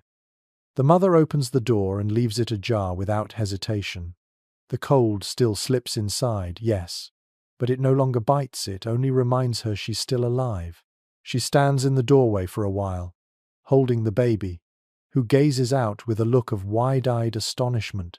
The light is too bright for its small eyes. The world is suddenly too big again. The father's footsteps crunch behind her. He carries an armful of wood, damp, but usable, and sets it beside the hearth. The snow's nearly gone down by the stream, he says. I saw the miller mending his fence. She smiles faintly. The whole world's mending something these days. He chuckles. We learned from you. Historians sometimes describe this late winter period as the hunger gap, that cruel stretch when stored food was low but the land had not yet offered anything new. Yet here, in this small cottage, the fear that once shadowed every meal seems to have eased. They have just enough oats, salt, a few scraps of dried meat, and more precious still, faith. The mother warms a pot of water with the last pinch of herbs she'd saved from before the frost. The scent rises, rosemary and mint, faint but clean. The last of the green, she murmurs, until the next. A curious note from a 14th century herbal record claims that mothers sometimes steeped herbs through the last weeks of winter to remind the blood of summer. The phrase feels true here.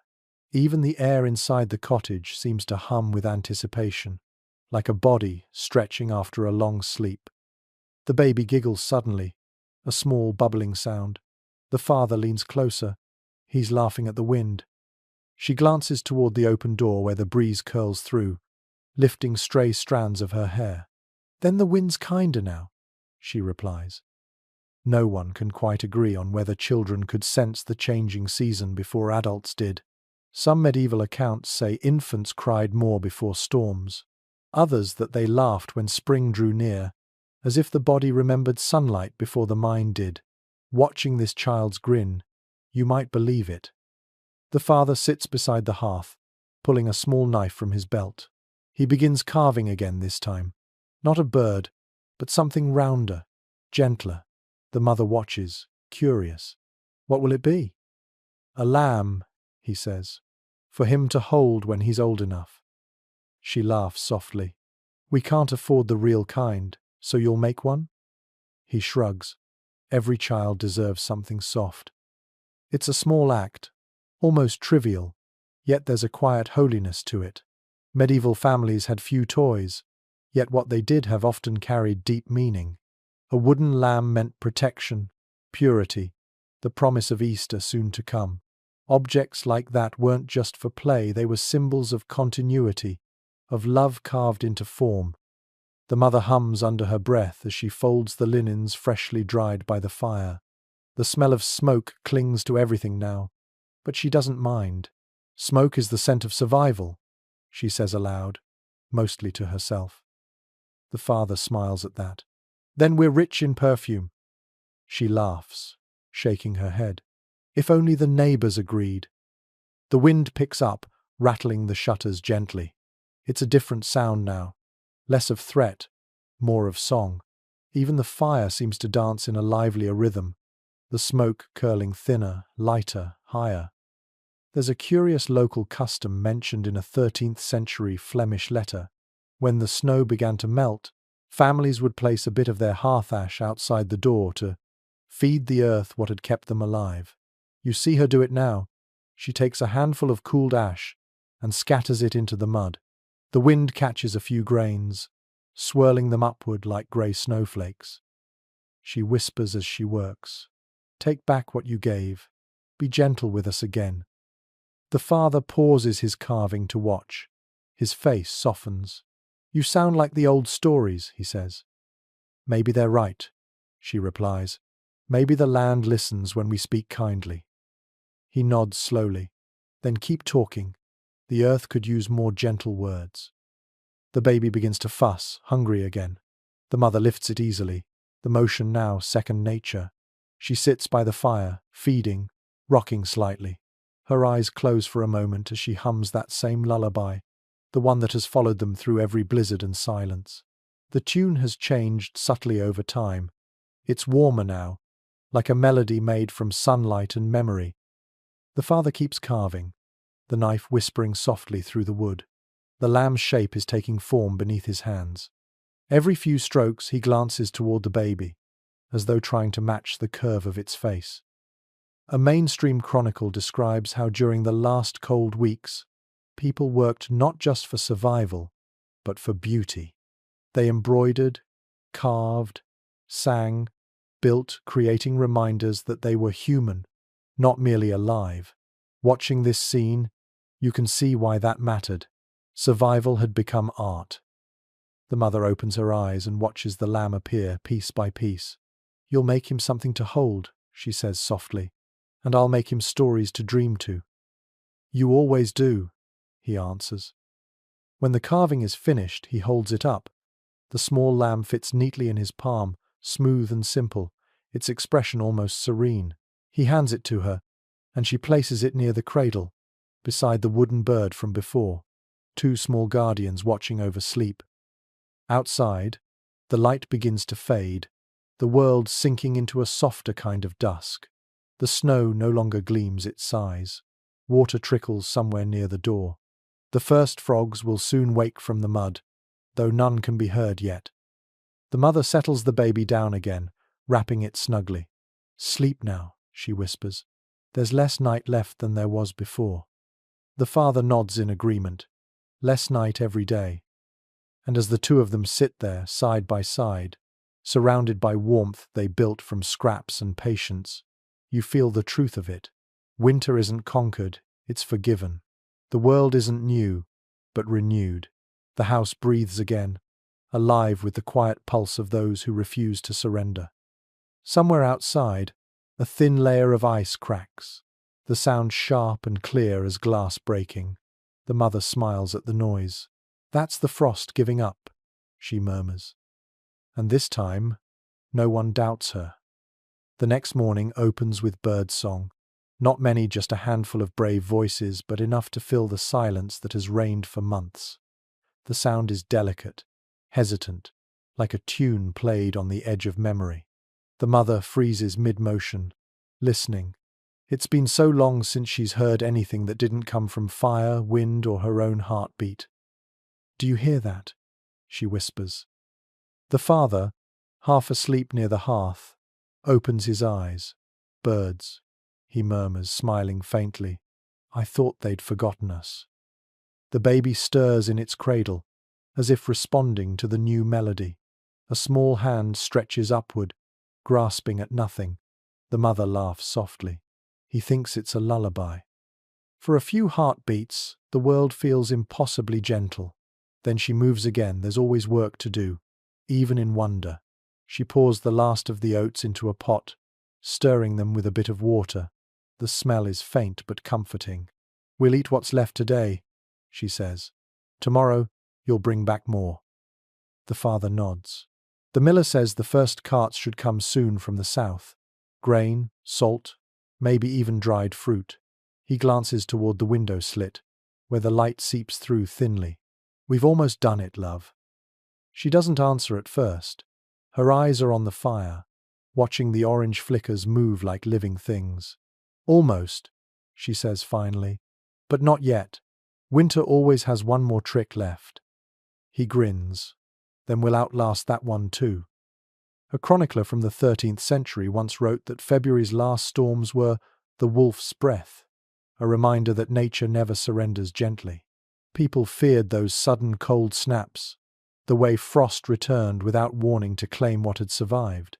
Yet they also believed that endurance through the wolf's breath brought blessings that lasted all year. The mother looks down at the baby, now awake and babbling softly.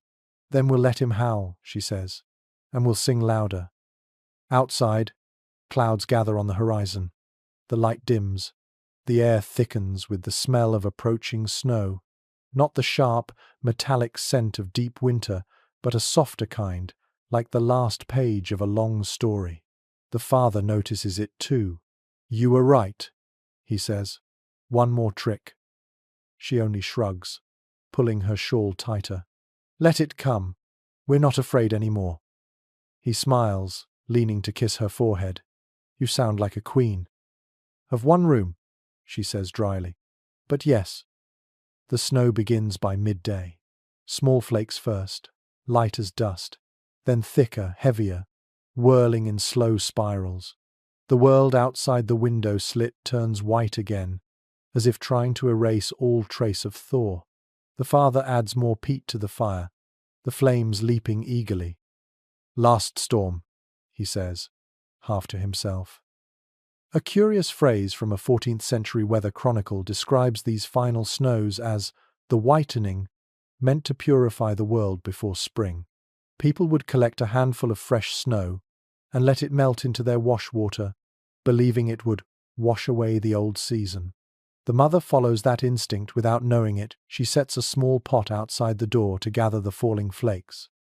When she brings it back in, the snow glitters faintly in the firelight. She lets it melt slowly, watching the surface turn from white to clear.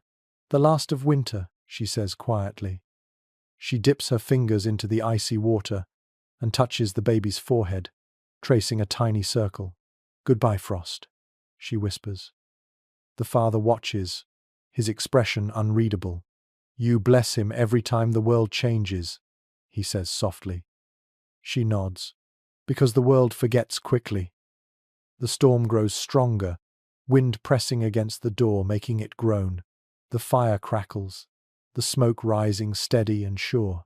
The baby shifts, restless but doesn't cry.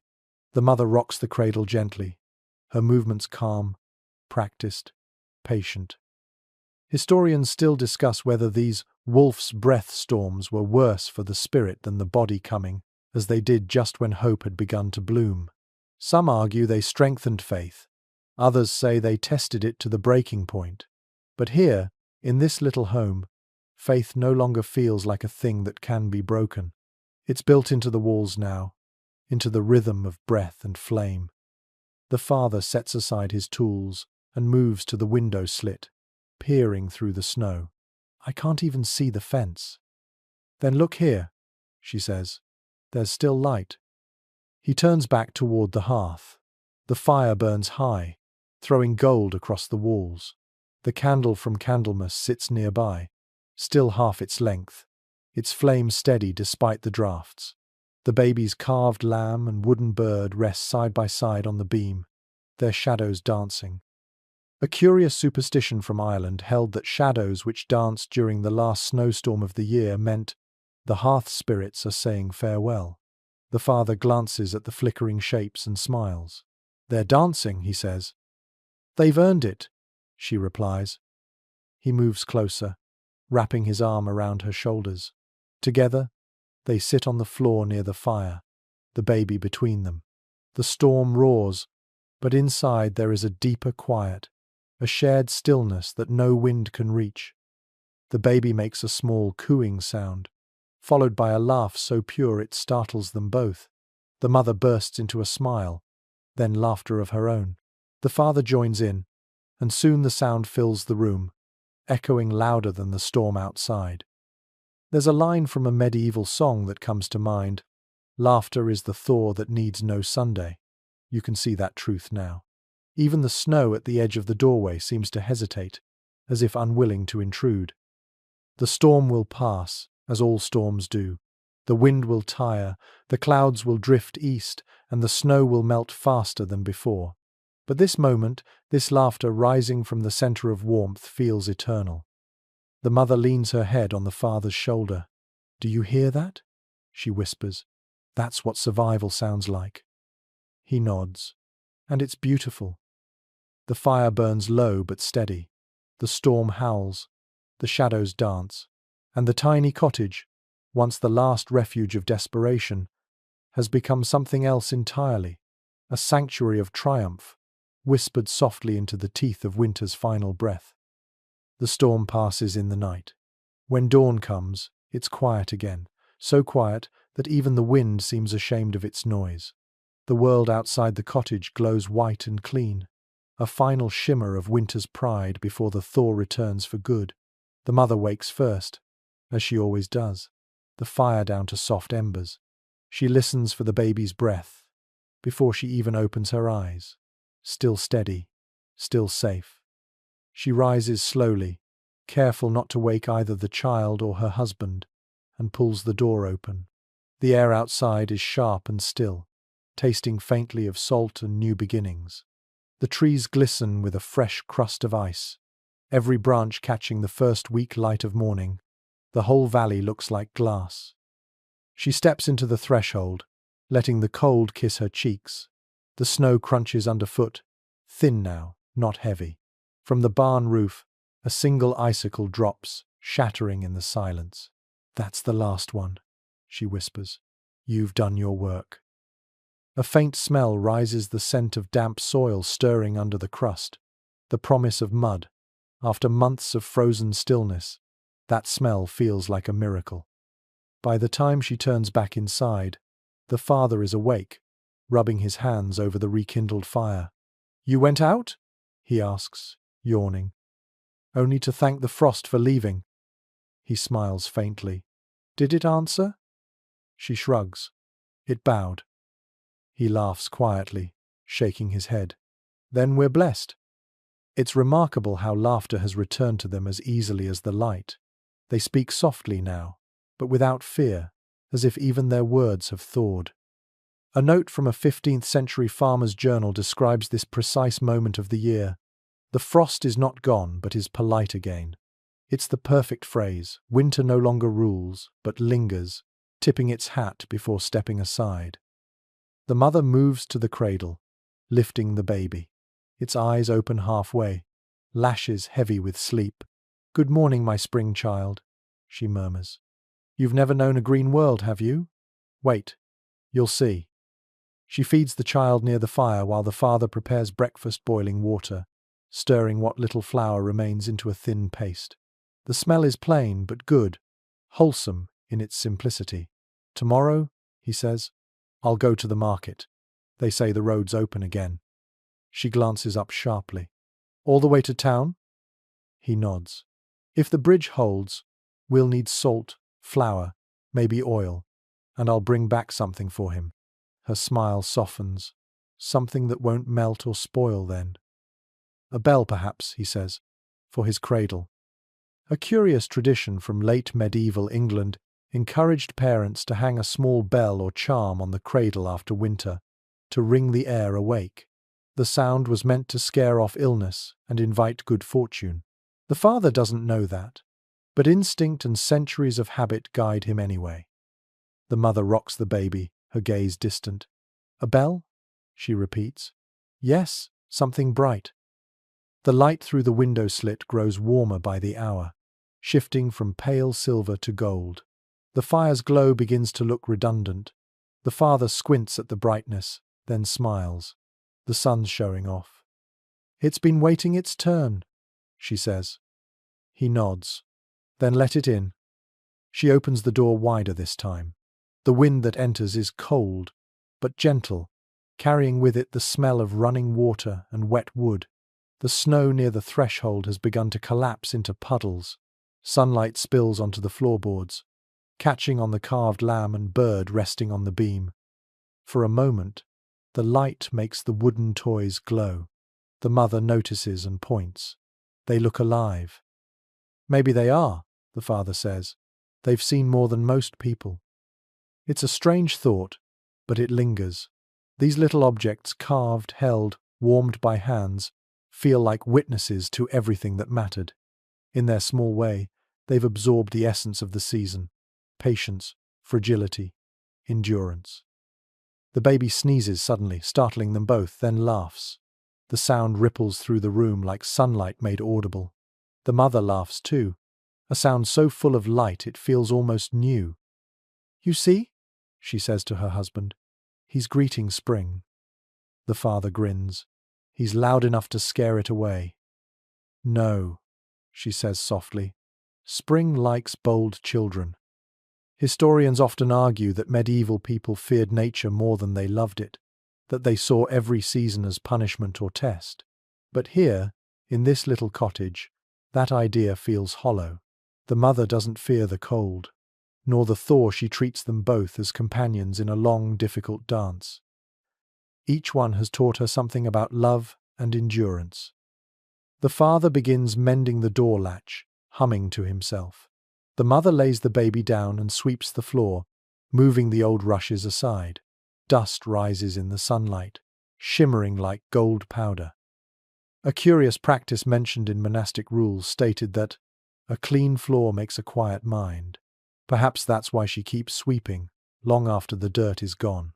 Each stroke of the broom feels like an exhale, a quiet letting go of all that came before. Outside, the sound of dripping has turned to trickling. The first real meltwater flows past the doorway, carrying with it bits of straw, leaves, and soot, the remains of winter's rain. The father steps outside and kneels to touch it. "It's warm," he says, astonished.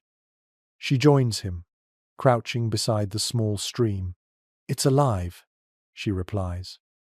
A curious rural proverb from the 1400s claimed that the first water of spring remembers every tear from winter. People would sometimes collect it in bowls, using it to wash faces, hands, or even thresholds, believing it cleansed sorrow. The mother dips her fingers in the stream now and wipes them over the baby's brow. "To wash away the cold," she says. The father watches silently. When she finishes, he smiles. "And what will we do with the rest?" "Let it run," she says simply. "It knows where to go." They stand together at the doorway for a long time, the child warm in her arms, the wind tugging gently at their clothes. The world feels softer, lighter, full of sound again: birds, water, air. Even the silence between those sounds feels like part of the music. The father closes his eyes. "I can smell the soil again," he says. "So can I." Then winter's truly over. "Almost," she answers. "It's saying goodbye." And perhaps it is, because just then, a single flake of snow drifts down through the sunlight, melting before it hits the ground. The mother smiles at the sight. "There," she whispers, "one last dance." By mid-March, the frost is only a memory. The hills that once gleamed white now glisten with mud, puddles, and the green promise of moss. The air carries the smell of smoke and thawed soil, that strange perfume of beginnings. The days are longer, the nights softer. You can hear the world waking ravens calling from trees, water rushing down gullies, distant laughter from neighbors brave enough to step outside again. Inside the cottage, the change is just as vivid. The fire still burns, but no longer in desperation. It's smaller now, more a companion than a guardian. The walls, once dark with soot, seem to glow with the reflected warmth of the season's return. The mother hums as she moves, light-footed, the baby in her arms. Her voice carries easily in the new, gentler air. The father has gone to the mill again, but this time not to barter for survival. He's trading for seed. The village will soon be alive with the rhythm of ploughs, and though the ground is still too damp to till, hope has already rooted itself. The baby, now round-cheeked and curious, grasps at everything: threads of hair, the edge of her shawl, the flicker of sunlight through the shutters. "You see?" she whispers. "That's what light looks like when it forgives." She lays him in his cradle, the same wooden frame that once rocked through nights of fever, cold, and prayer. The little wooden lamb and bird still watch from the beam above. Their shadows are softer now, less frantic, as if even they have learned to rest. A chronicler from 14th century Burgundy once wrote that the hearth is the first garden of spring. You can feel that truth here. The ashes have been cleared, the rushes replaced, the pot hung clean and ready. Life has not only returned, it's remade itself, brighter for having survived the dark. The mother steps outside with the baby wrapped tight against her chest. The sunlight dazzles at first, and she shields her eyes. The sound of dripping water has changed to trickling streams, to rivulets running freely down the slope. The world is still raw, not yet beautiful, but alive in a way that makes her chest ache. She walks toward the edge of the field, boots sinking into soft earth. A thin layer of new grass glimmers there, pale, almost translucent, but stubborn. She kneels and lets the baby's hand touch it. His fingers curl around a single blade, trembling at the unfamiliar texture. "There," she whispers. "That's spring." Scholars still debate what hope meant to the medieval poor. Some call it superstition, others survival instinct. But watching this woman guide her child's hand through wet grass, you realize it was neither.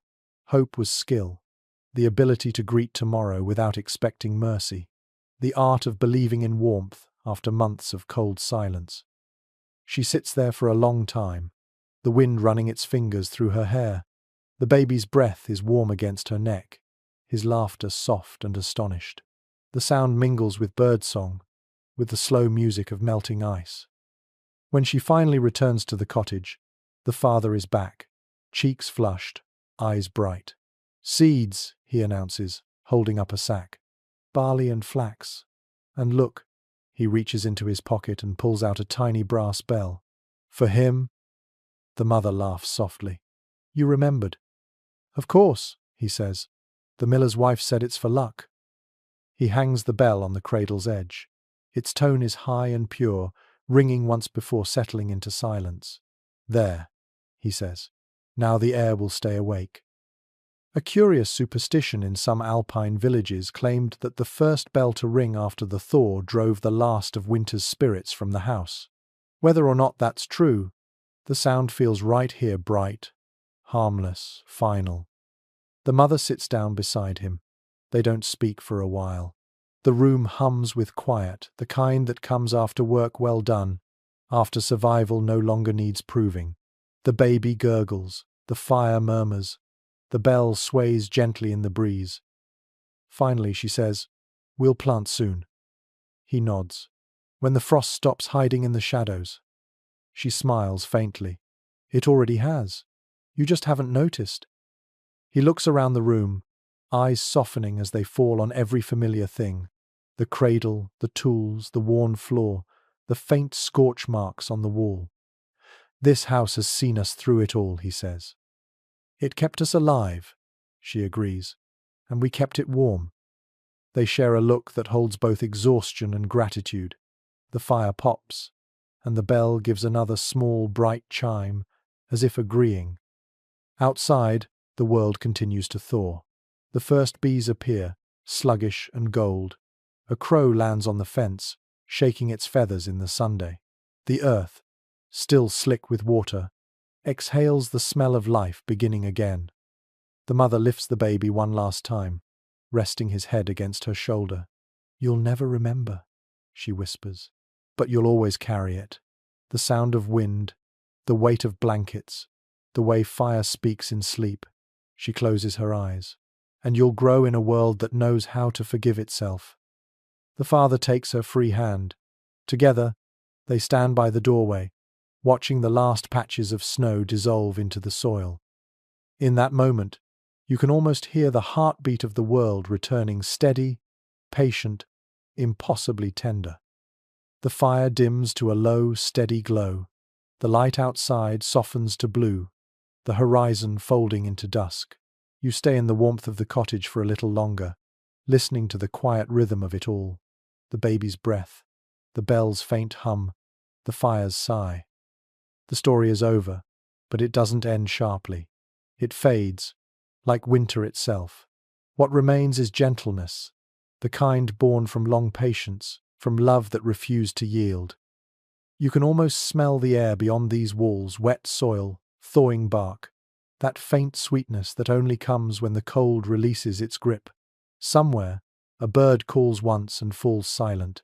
The world is holding its breath before the next beginning.